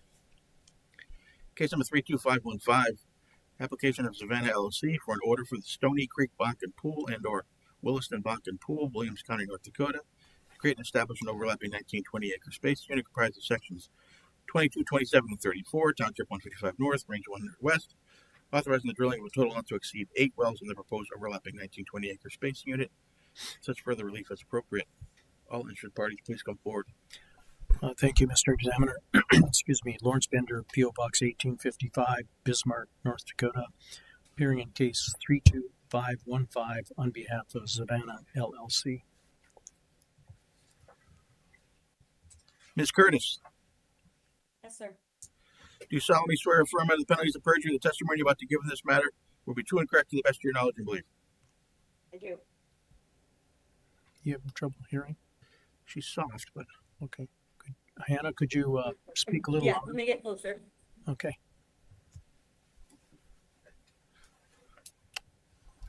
Okay, are you there? Yes, can you hear me now? Yeah, much better, much better. Okay. Hannah, by whom are you employed? Savannah LLC. In what capacity? I'm a senior landman. And in that capacity, have you testified before the commission previously? I have. Had your qualifications accepted as that of an expert? Yes. Offer the further testimony of this witness that of an expert. motion granted. Hannah, let's go to the packet of exhibits for case 32515. Let's turn to what's been marked Exhibit L1. And what I'd like you to do, Hannah, is identify L1 and then briefly discuss what's contained upon that exhibit. So L1 is the regional map that shows the area of interest where we are wishing to respace sections 22, 27, and 34 of Township 155 North, Range 100 West. And then let's go to Exhibit L2. Can you tell us what L2 is? L2 is an existing spacing unit, which is a 1280, consisting of sections 22 and 27, where Savannah owns 59.06%. And Exhibit L3. This is section 34, which we are wanting to bring into the existing unit as a 1920. Savannah doesn't own any interest in section 34. Continental owns 85.29, and there are other interest owners who own 14.71. And then let's go to L4, as you did with the previous three exhibits, identify and then briefly discuss what's contained upon it. So this is our proposed 1920 acre spacing unit with sections 22, 27, and 34, which shows Savannah having 39.38% and Continental having 34.94, and other owners having 25.68. And because Savannah owns less than a majority interest, will Savannah have conversations or negotiations with other working interest owners to determine who should be the operator? Yes, we've actually discussed this with Continental, and they are in agreement with our plan. No further questions of this witness. Any questions from the staff?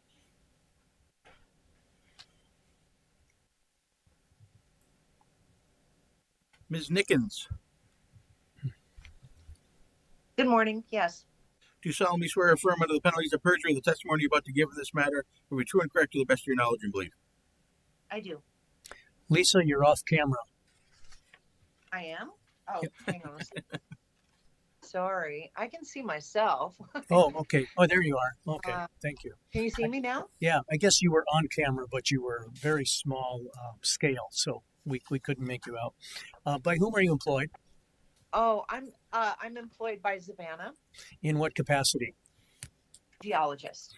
And in that capacity, have you testified before the commission previously? Yes, I have. Had your qualifications accepted as that of an expert?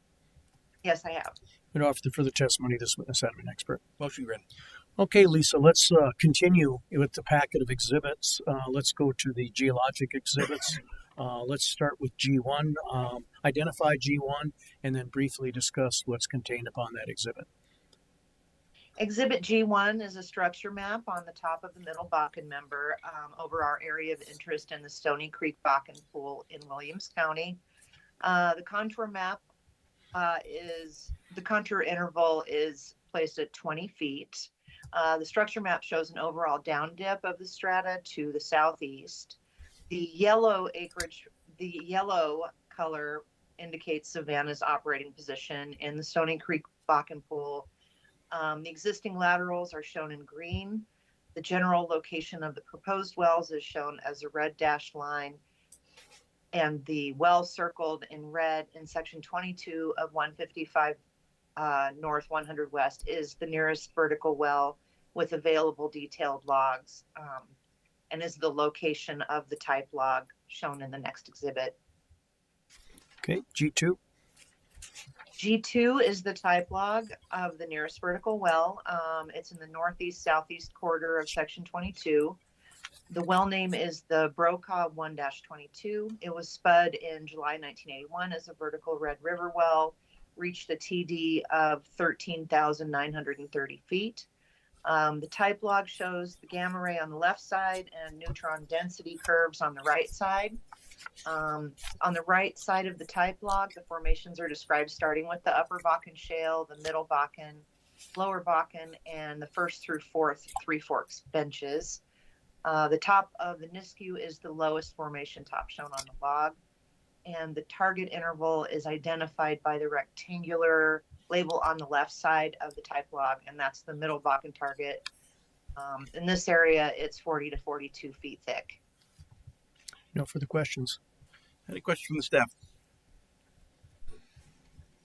Lisa, on your G1, the labels on the contours are illegible. On the copy I've got, they're really tiny. Can I have you submit a supplemental to something I can read? Certainly. Are you asking for a resubmittal? Yeah, resubmit G1 with legible labels on the contours. Certainly. And then on your G1, you got I think it's 8 wells across the spacing unit. You're indicating all are planned to be Middle Bakken targets? Yes, they'll all be Middle Bakken targets. And do you intend to drill all 8 at the same time? I don't have an answer for that at this point. That would be up to the. I'll ask the engineer.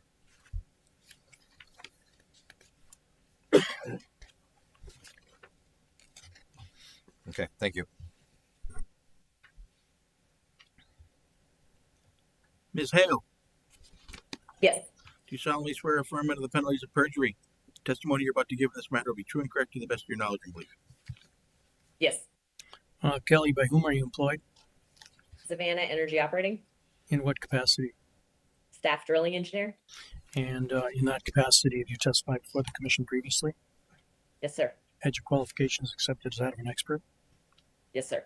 For the further testimony of this witness as that of an expert. Motion granted.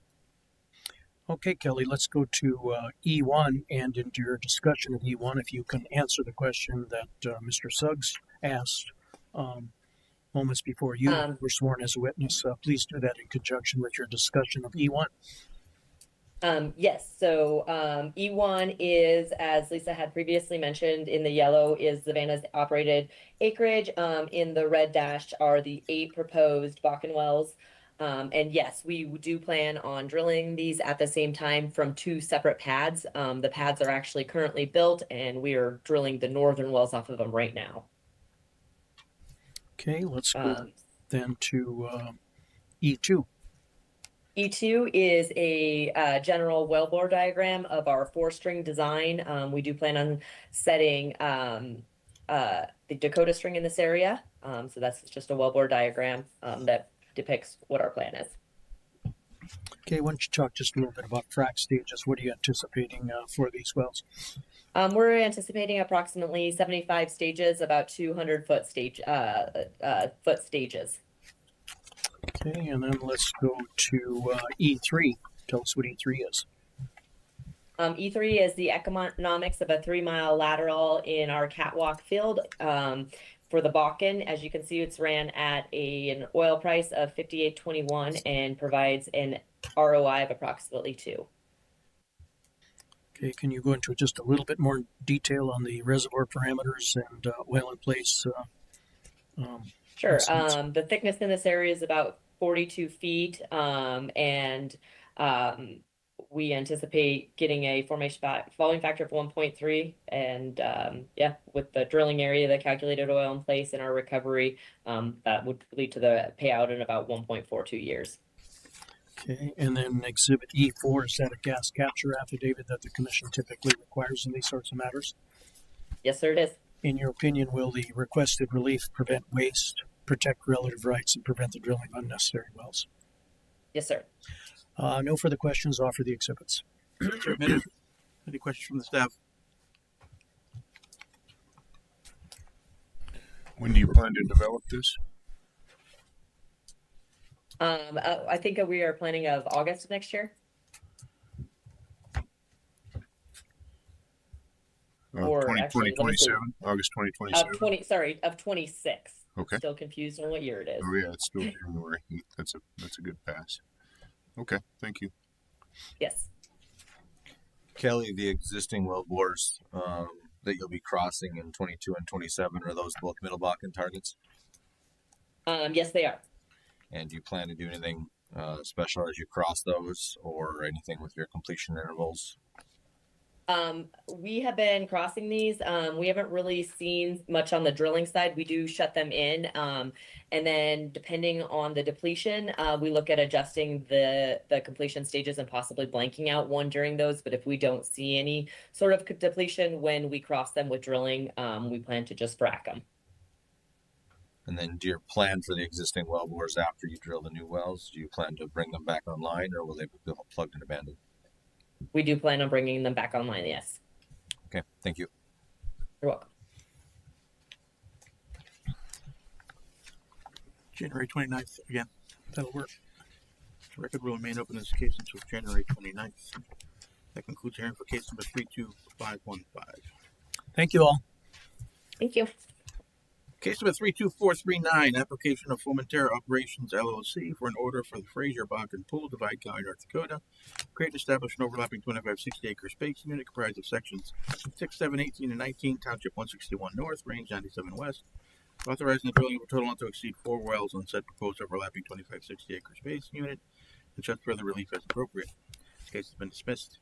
That concludes the hearing for case number 32439. Case number 32516. Application of Petra Hunt LLC for an order amending the applicable orders for the Fraser Bakken Pool to establish an overlapping stand-up 1920 acre spacing unit described as sections 19, 30, and 31, Township 161 North, Range 97 West, Divide County, North Dakota, and authorize 4 horizontal wells to be drilled on such unit, or granting such other relief as may be appropriate. This case has been continued to our February hearings. That concludes our hearing for case number 32516. Case number 32517.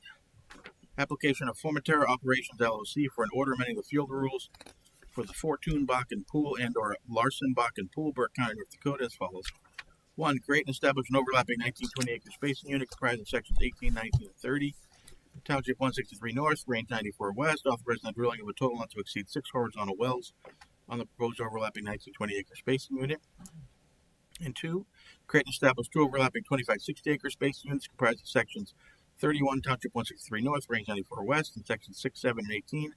Township 162 North, Range 94 West, and section 32. Township 163 North, Range 94 West, and sections 5, 8, and 17. Township 162 North, Range 94 West, authorizing the drilling of a total not to exceed 6 horizontal wells on each proposed overlapping 2560 acre spacing unit. And 3. Create and establish an overlapping 3840 acre spacing unit comprised of sections 19, 20, 29, 30, 31, and 32, Township 162 North, Range 94 West, authorizing the drilling of a horizontal well on or near the section line between existing spacing units on said proposed overlapping 3840 acre spacing unit. And 4. Create and establish an overlapping 5120 acre spacing unit comprised of sections 31 and 32, Township 163 North, Range 94 West, and sections 5, 6, 7, 8, 17, and 18, Township 162 North, Range 94 West, authorizing the drilling of a horizontal well on or near the section line between existing spacing units on said proposed overlapping 5120 acre spacing unit and or such further relief. This case has been continued to our February hearings. That concludes our hearing for case number 32517.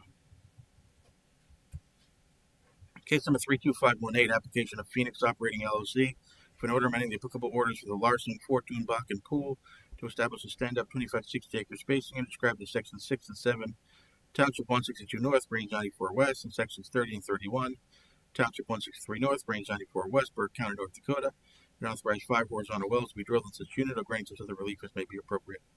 This case has been continued to our February hearings. That concludes the hearing for case number 32518.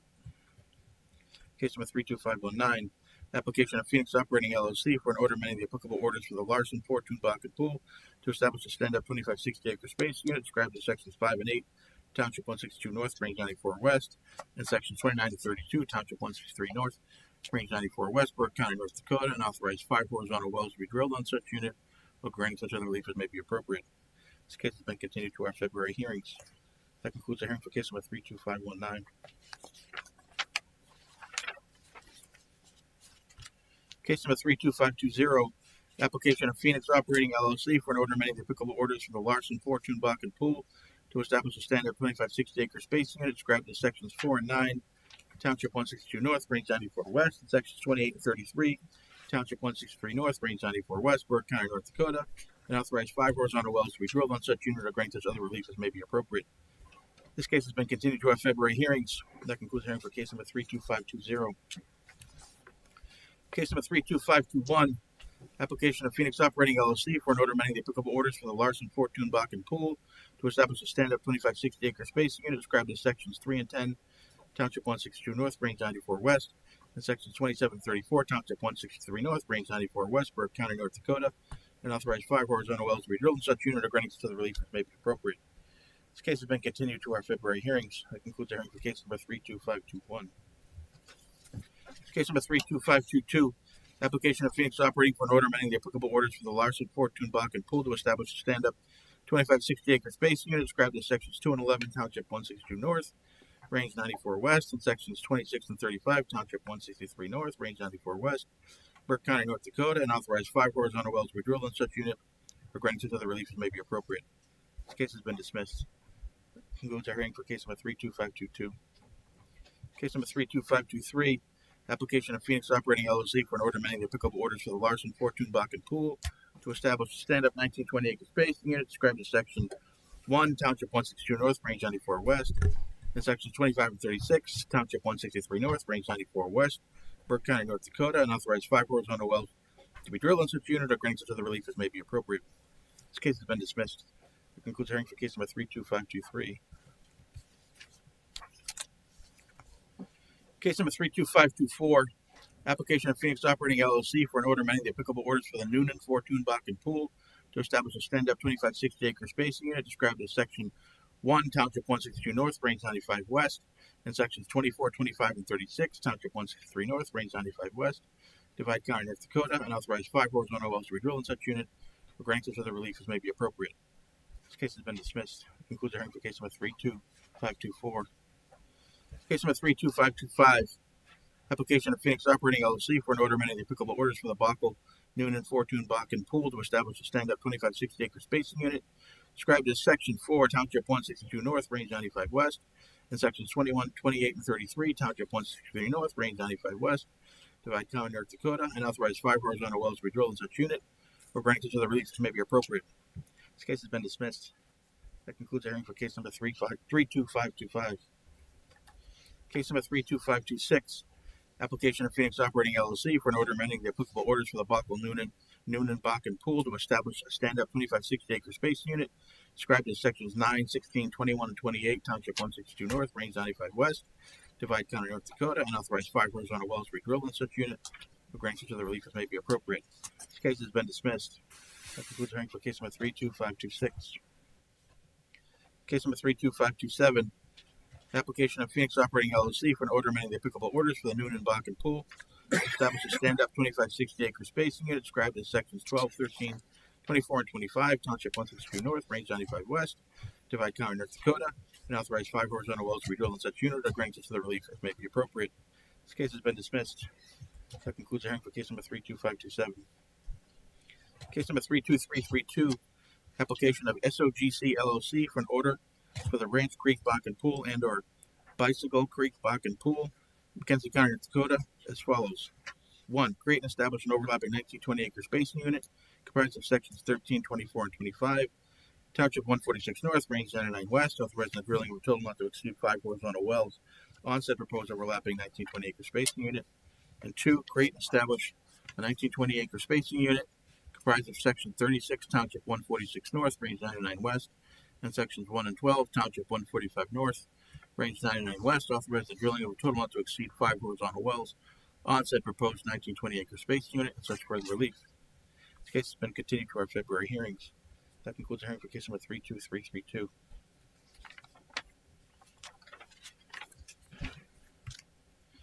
Case number 32403, application of Phoenix Operating LLC for an order amending the applicable orders for the Bicycle Creek Bakken Pool to establish a stand-up 1920 acre spacing unit described as sections 1, 12, and 13, Township 145 North, Range 99 West, McKenzie County, North Dakota, and authorize 5 horizontal wells to be drilled on such unit or grant such other relief as may be appropriate. This case has been continued to our February hearings. That concludes the hearing for case number 32403. Case number 32404, application of Phoenix Operating LLC for an order amending the applicable orders for the Ranch Creek Bicycle Creek Bakken Pool to establish a stand-up 2560 acre spacing unit described as sections 13, 24, 25, and 36, Township 146 North, Range 99 West, McKenzie County, North Dakota, and authorize 5 horizontal wells to be drilled on such unit, or granting such other relief as may be appropriate. This case has been continued to our February hearings. That concludes the hearing for case number 32404. Case number 32408, application of Phoenix Operating LLC for an order extending and amending the applicable orders for Charlie Bob Bakken Pool to establish a stand-up 1920 acre spacing unit described as sections 24, 25, and 36, Township 145 North, Range 99 West, McKenzie County, North Dakota, and authorize 5 horizontal wells to be drilled in such unit, or granting such other relief as may be appropriate. This case has been continued to our February hearings. That concludes hearing for case number 32408. Case number 32409, application of Phoenix Operating LLC for an order amending the applicable orders for the Charlie Bob Bakken Pool to establish a stand-up 2560 acre spacing unit described as section 31, Township 146 North, Range 98 West, and section 6, 7, and 18, Township 145 North, Range 98 West, McKenzie County, North Dakota, and authorize 5 horizontal wells to be drilled in such unit, or granting such other relief as may be appropriate. This case has been continued to our February hearings. That concludes the hearing for case number 32409. Case number 32410, application of Phoenix Operating LLC for an order amending the applicable orders for the Charlie Bob Bakken Pool to establish a stand-up 2560 acre spacing unit described as Section 32, Township 146 North, Range 98 West, and Sections 5, 8, and 17, Township 145 North, Range 98 West, Mackenzie County, North Dakota, and authorize 5 horizontal wells to be drilled in such unit or grant such other relief as may be appropriate. This case has been continued to our February hearings. That concludes the hearing for case number 32410. Case number 32528, application of Phoenix Operating LLC for an order amending the applicable orders for the Black Slough Bakken Pool to establish a stand-up 2560 acre spacing unit described as Sections 1 and 12, Township 162 North, Range 93 West, and Sections 25 and 26, Township 163 North, Range 93 West, Burke County, North Dakota, and authorize 5 horizontal wells to be drilled in such unit or grant such other relief as may be appropriate. This case has been continued to our February hearings. That concludes our hearing for case number 32528. Case number 32529, application of Phoenix Operating LLC for an order amending the applicable orders for the Black Slough Bakken Pool to establish a stand-up 2560 acre spacing unit described as Sections 2 and 11, Township 162 North, Range 93 West, and Sections 26 and 35, Township 163 North, Range 93 West, Burke County, North Dakota, and authorize 5 horizontal wells to be drilled in such unit, granting such other relief as may be appropriate.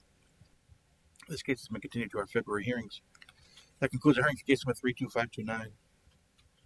Case number 32530, application of Phoenix Operating LLC for an order amending the applicable orders for the Black Slough Bakken Pool to establish a stand-up 2560 acre spacing unit described as Sections 3 and 10, Township 162 North, Range 93 West, and Sections 27 and 34, Township 163 North, Range 93 West, Burke County, North Dakota, and authorize 5 horizontal wells to be drilled in such unit or granting such other relief as may be appropriate.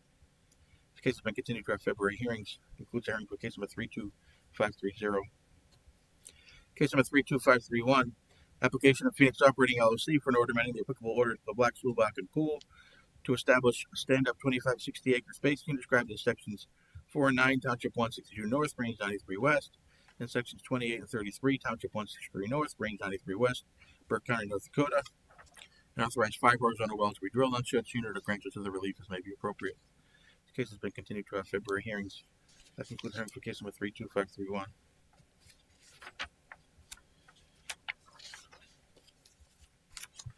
Case number 32532, application of Phoenix Operating LLC for an order amending the applicable orders for the Black Slough Bakken Pool to establish a stand-up 2560 acre spacing unit described as Sections 5 and 8, Township 162 North, Range 93 West, and Sections 29 and 32, Township 163 North, Range 93 West, Burke County, North Dakota, and authorize 5 horizontal wells to be drilled in such unit or grant such other relief as may be appropriate.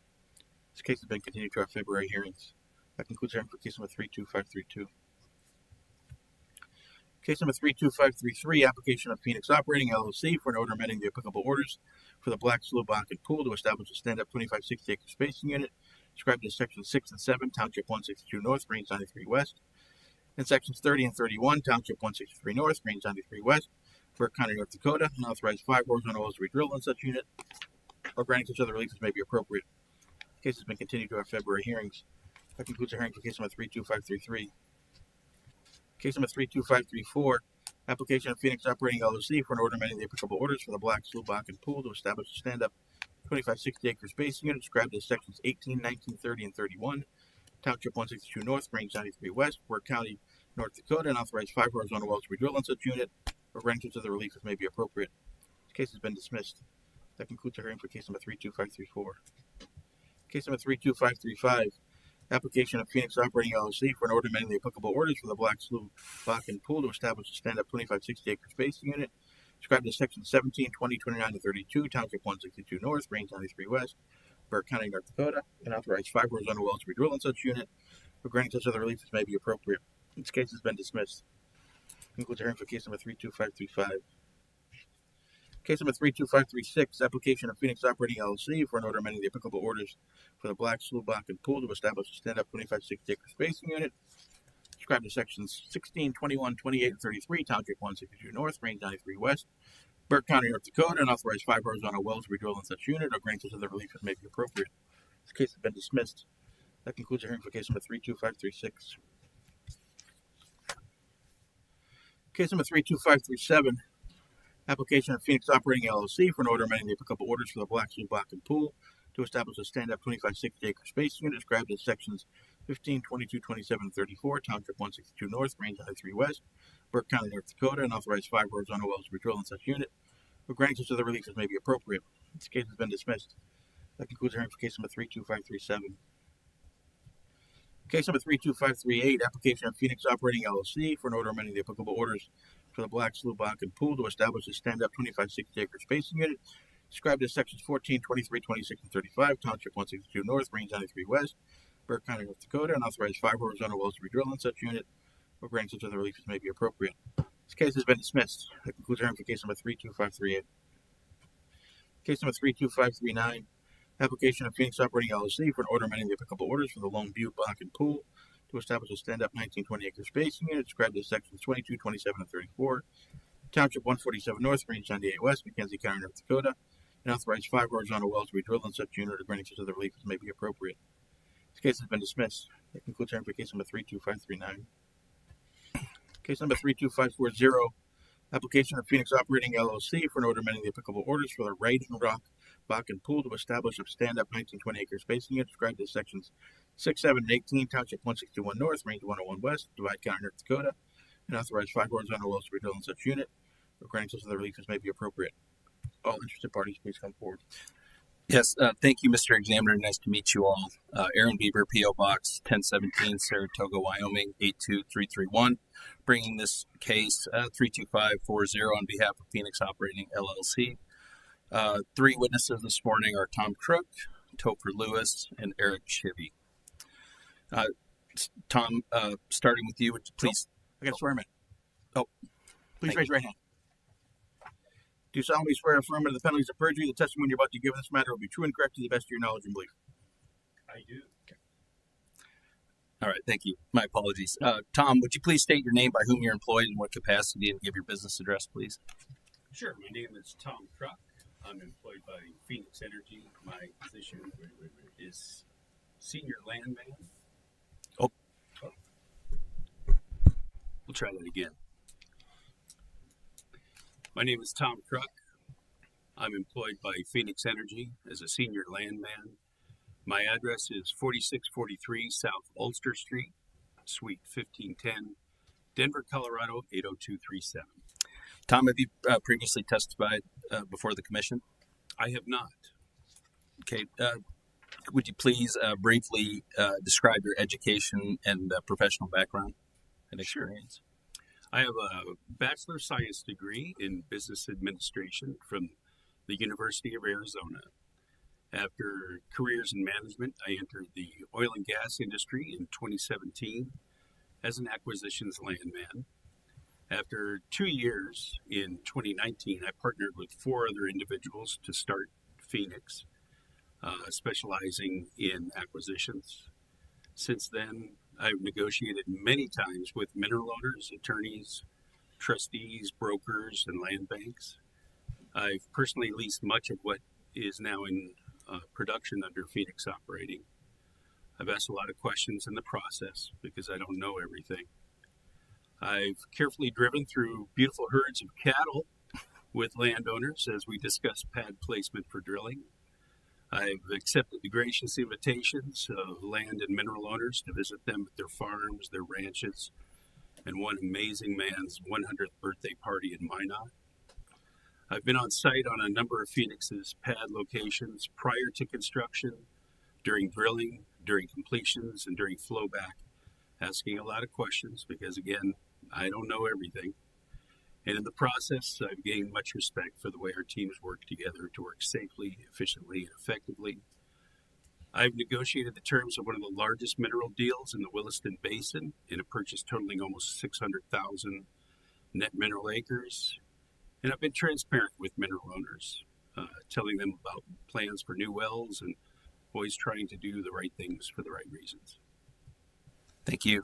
Any questions for Mr. Crook about his education background? I have none.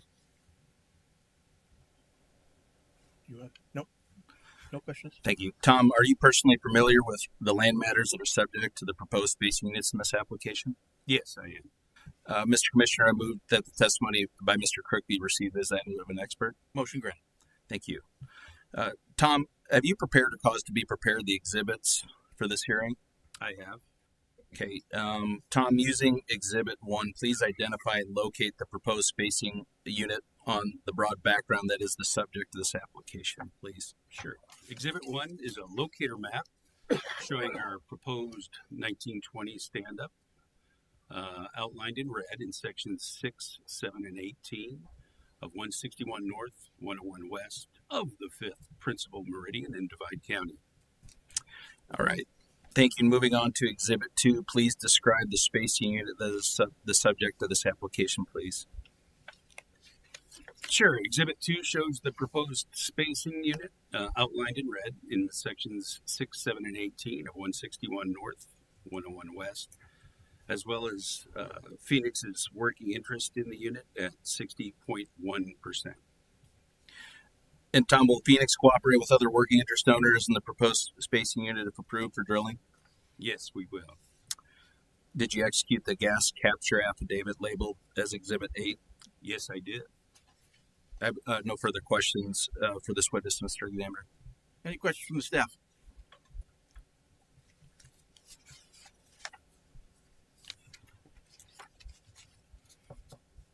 Okay, Mr. Bieber, I see you have Mr. Arnn. Do you want me to call him next, or do you want me to call the geology witness or the engineer witness? No, Mr. Examiner, just our geology witness, please. Thank you. Mr. Lewis, please raise your right hand.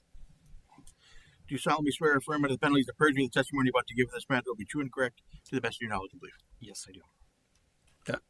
Topher, would you please state your name, by whom you're employed, and in what capacity, and your business address, please? My name is Topher Lewis. I'm employed by Phoenix Energy as a geologist. Our address is 4643 South Ulster Street, Suite 1510, Denver, Colorado 80237. And have you previously testified before this commission? Yes, I have. Are you personally familiar with the geology underlying the requested spacing unit that are subject to this application? Yes, I am. Mr. Commissioner, I move that the testimony of Mr. Lewis be accepted as that of an expert. Motion granted. Topher, have you prepared or caused to be prepared the exhibits for this hearing? Yes, I have. All right. Using Exhibit 3, can you please describe the structure of the middle block underlying the spacing unit, please? Yes. Exhibit 3 is a geologic structure map on the Upper Bakken Shale. The contour interval is 20 feet. In addition to the black lines that represent the structure map, I also have a red outline for our proposed 1920 spacing unit. In addition to that, you'll see a gold line representing an A to A prime cross section. The A well on the west side of that cross section is the type log that we use in the later exhibits. And is the proposed spacing unit subject to these hearings imposed upon the structure map? Yes. The red outline for sections 6, 7, and 18 is the proposed 1920. Does the exhibit have a dot labeled type log? Yes, it does. Is there a line on your exhibit that identifies a cross section? Yes, the gold line represents cross section A to A prime. Great. Moving on to Exhibit 4, please identify the type log and describe the context of the type log in the cross section, please. Exhibit 4 is a geologic cross section that also calls out the type log that we use in the reservoir parameters in the table below. So up top is a 2-well cross section from A to A prime. The logs that are used in the type log, the left is a gamma ring, the middle one is a deep induction resistivity, and then the two on the right are a neutron porosity and a density porosity. In addition to the log curves, I also have called out the formation tops that we use for the Upper Bakken, Middle Bakken, Lower Bakken, and Three Forks. And with that, you can also see a smaller call-out box that shows where our main reservoir target is inside of the Middle Bakken. Using the data from that type log from A, the TXPOC Norris 1-25, that's where we derive the reservoir properties that you see in the table below, and that table below is the information that the reservoir engineer used to calculate the volumetrics and further information. Of note here, the Bakken here is about 55 feet, pretty average thickness for the area. Water saturation 35 and average porosity around 6.5%. Thank you. And Topher, is the Middle Bakken present and continuous across the entire proposed spacing unit? Yes, it is. I have no further questions for this witness, Mr. Examiner. Any questions from the staff? Topher, I believe I've probably asked this before, but Yeah. where you have the middle block and indicated, that is your actual target. Is kind of below where we often see it targeted, but that is the interval that Phoenix is drilling its wells in, correct? Yes, correct. Okay. Thank you.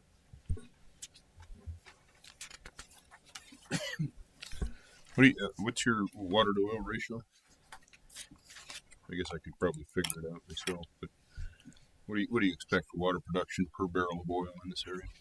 I think it would probably best be answered by the reservoir engineer. I can provide the information that goes into those calculations, but I mean, given the water saturation, 35%, that would be 65% water. Okay. But Eric can elaborate on that. Thanks, Tim.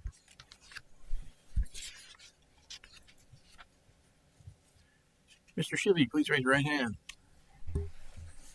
You solemnly swear or affirm under the penalties of perjury the testimony you're about to give in this matter will be true and correct to the best of your knowledge and belief. I do. All right, Eric, would you please state your name, by whom you're employed, and what capacity, and please give your business address? Yes, my name is Eric Shivy. I'm Vice President of Reservoir Engineering and Corporate Reserves with Phoenix Energy. My business address is 4643 South Ulster Street, Suite 1510 in Denver, Colorado, 80237. And Eric, have you previously testified before this commission? I have. And are you personally familiar with the engineering matters associated with the requested spacing unit that are the subject of this application? I am. Mr. Commissioner, I move that the testimony of Mr. Shivy be accepted as that of an expert. Motion granted. All right, Eric, have you prepared or caused to be prepared the engineering exhibits for this hearing? I have. Okay, so using Exhibit 5, would you please describe Phoenix's proposed well bore diagram for the proposed spacing unit, please? Sure. Exhibit 5 is our standard typical well bore schematic that we use in the Williston Basin, 9 5/8 7-inch intermediate, and the 4.5-inch liner cemented in place. With 3-mile laterals, we typically complete 75 to 80 stages with about 1,000 pounds per foot of prop. All right, and moving on to Exhibit 6, please describe Phoenix's proposed development plan for the proposed spacing unit. Yes, we're applying for 5 in-unit wells. The pad location we've been negotiating in getting an SUA is located up there in the northeast part of Section 6, so we'd be drilling these wells north to south. 5 unit wells were going to be set back laterally 550 feet off the east and west line. That's approximately 1,045 feet spacing in between wells. I should add that we currently have this on the drill schedule for early Q1 of 2027. They would pop or put on production early Q3 of 2027. And Eric, does Phoenix intend to batch drill any of the wells drilled in the proposed spacing unit? Yes, we would plan to drill all 5 wells and then also simultaneously complete all 5 wells. Okay. Now moving on to Exhibit 7, please discuss the economics of the wells in the proposed spacing unit, please. Certainly. The first table is our ARPS parameters used for the estimated ultimate recovery of oil and gas. Initial rate of about 32,000 barrels of oil a month, declining at 65% with a B factor of 0.7. Average GUR in the area is about 700 SCF per barrel. That yields about 630,000 barrels of oil per well and 440 MMCF of gas per well. That would recover approximately 15 to 16% of oil in place with the 5 wells in the 3 sections. The economics in the second table, we've run at $60 flat oil and $4 gas. I've been asked previously, I know in some testimonies, we apply also a $5 basin differential, if you will. So realized oil price is actually $55. DNC cost of approximately $10 million per well. Variable OpEx of $5 per barrel of oil, a fixed OpEx averaging over the life of the well of $7,500 per month. 8/8 economics, assuming a 20% royalty, is net yields a net income of $16.3 million per well, PV10 of $3.5 million per well, undiscounted return on investment of approximately 1.65, an internal rate of return of 32%, and a payout of approximately 2.5 years. And Eric, in your opinion, if this application is approved, will the drilling of unnecessary wells be prevented, correlative rights be protected, and waste be prevented? I do believe that, yes. Is Exhibit 8 the gas capture affidavit previously testified by Tom? Yes, it is. And Aaron, if I could, back on Exhibit 6, I just failed to mention that there are no existing Bakken or Three Forks productions in these three sections, 6, 7, and 18. Sorry, I meant to say that. I have no further questions for Mr. Shivy and move for the admission of the exhibits. Exhibits are admitted. Any questions from the staff? What's your plan with the water in this area? Oh, the water, Nathan, I think you asked the previous question to Topher. It's approximately a 4-barrel water to oil ratio in this area from some of the older production. And typically with modern completions, we actually see a little bit of an uplift in water production, just completing more of the reservoir in the Bakken and Three Forks. And to directly answer your question on the water, we would be drilling in SWD, a saltwater disposal well on location, and injecting that water into the Dakota Formation.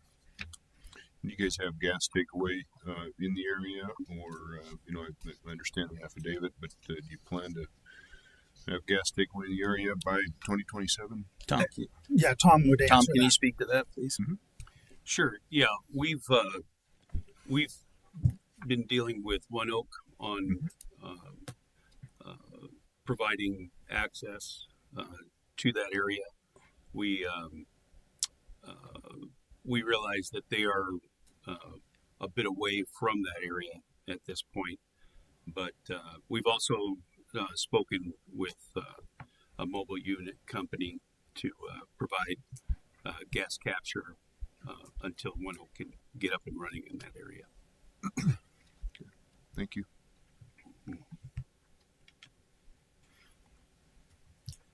That concludes our hearing for case number 32540. Case number 32541, application of Phoenix Operating LLC for an order to suspend and revoke the Amber 34-22-2BH well with a surface location in the southwest quarter of section 34, township 160 north, range 103 west, for the spacing unit comprising sections 3, 10, 15, and 22, township 159 north, range 103 west, to the Granora Bakken Pool, Divide County, North Dakota, and or such further relief as may be appropriate. This case has been continued to our February hearings. That concludes our hearing for case number 32541.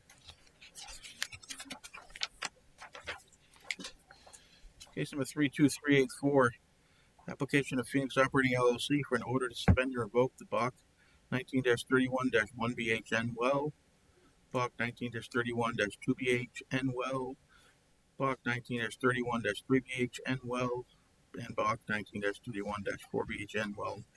The surface locations in the northwest-northeast quarter of section 19, township 161 north, range 102 west, with a spacing unit comprising section 31, township 162 north, range 102 west, and section 6, 7, and 18, township 161 north, range 102 west, to the Daneville Bakken Pool, Divide County, North Dakota, and or such further relief as may be appropriate. This case has been continued to our February hearings. That concludes our hearing for case number 32384. Case number 32253, application of Silver Hill Energy Operating LLC for an order amending the field rules for the Stoneview Bakken and North Tioga Bakken Pools, Divide County, North Dakota, to modify an overlapping 2560-acre stand-up spacing unit comprised of all of sections 13, 24, 25, and 36, township 160 north, range 95 west, and authorizing the drilling, completion, and production of a total not to exceed 3 horizontal wells on such proposed spacing unit, and such other relief as appropriate. This case has been continued to our February hearings. Concludes hearing for case number 32253. Case number 32049. In the matter of a hearing called on a motion of the Commission to reconsider the application of Continental Resources, Inc.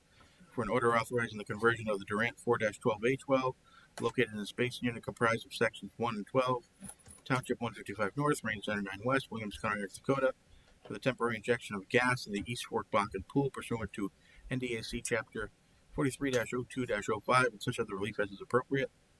This case has been dismissed. That concludes the hearing for case number 32049. Case number 32050. In the matter of a hearing called on a motion of the Commission to consider the application of Continental Resources, Inc. for an order authorizing the conversion of the Durant 5-12H well, Located in a space unit comprised of sections 1 and 12, Township 155 North, Range 99 West, Williams County, North Dakota, for the temporary injection of gas in the East Fork Bakken Pool, pursuant to NDAC Chapter 43-0205, and such other relief as is appropriate. This case has been dismissed. That concludes our hearing for case number 32050. Case number 32051. In the matter of a hearing called on a motion of the Commission to consider the application of Continental Resources, Inc. for an order authorizing the conversion of the Durant 6-12H1 well located in a space unit comprised of sections 1 and 12, Township 155 North, Range 99 West, Williams County, North Dakota, for the temporary injection of gas in the East Fork Bakken Pool pursuant to NDAC Chapter 43-02-05 and such other relief as is appropriate. This case has been dismissed. That concludes our hearing for case number 32051. Case number 32052. In the matter of a hearing called on a motion of the Commission to consider the application of Continental Resources, Inc. for an order authorizing the conversion of the Durant 7-12H well located in a space unit comprised of sections 1 and 12, Township 155 North, Range 99 West, Williams County, North Dakota, for the temporary injection of gas in the East Fork Bakken Pool pursuant to NDAC Chapter 43-02-05 and such other relief as is appropriate. This case has been dismissed. That concludes our hearing for case number 32052. That concludes our hearings for the day.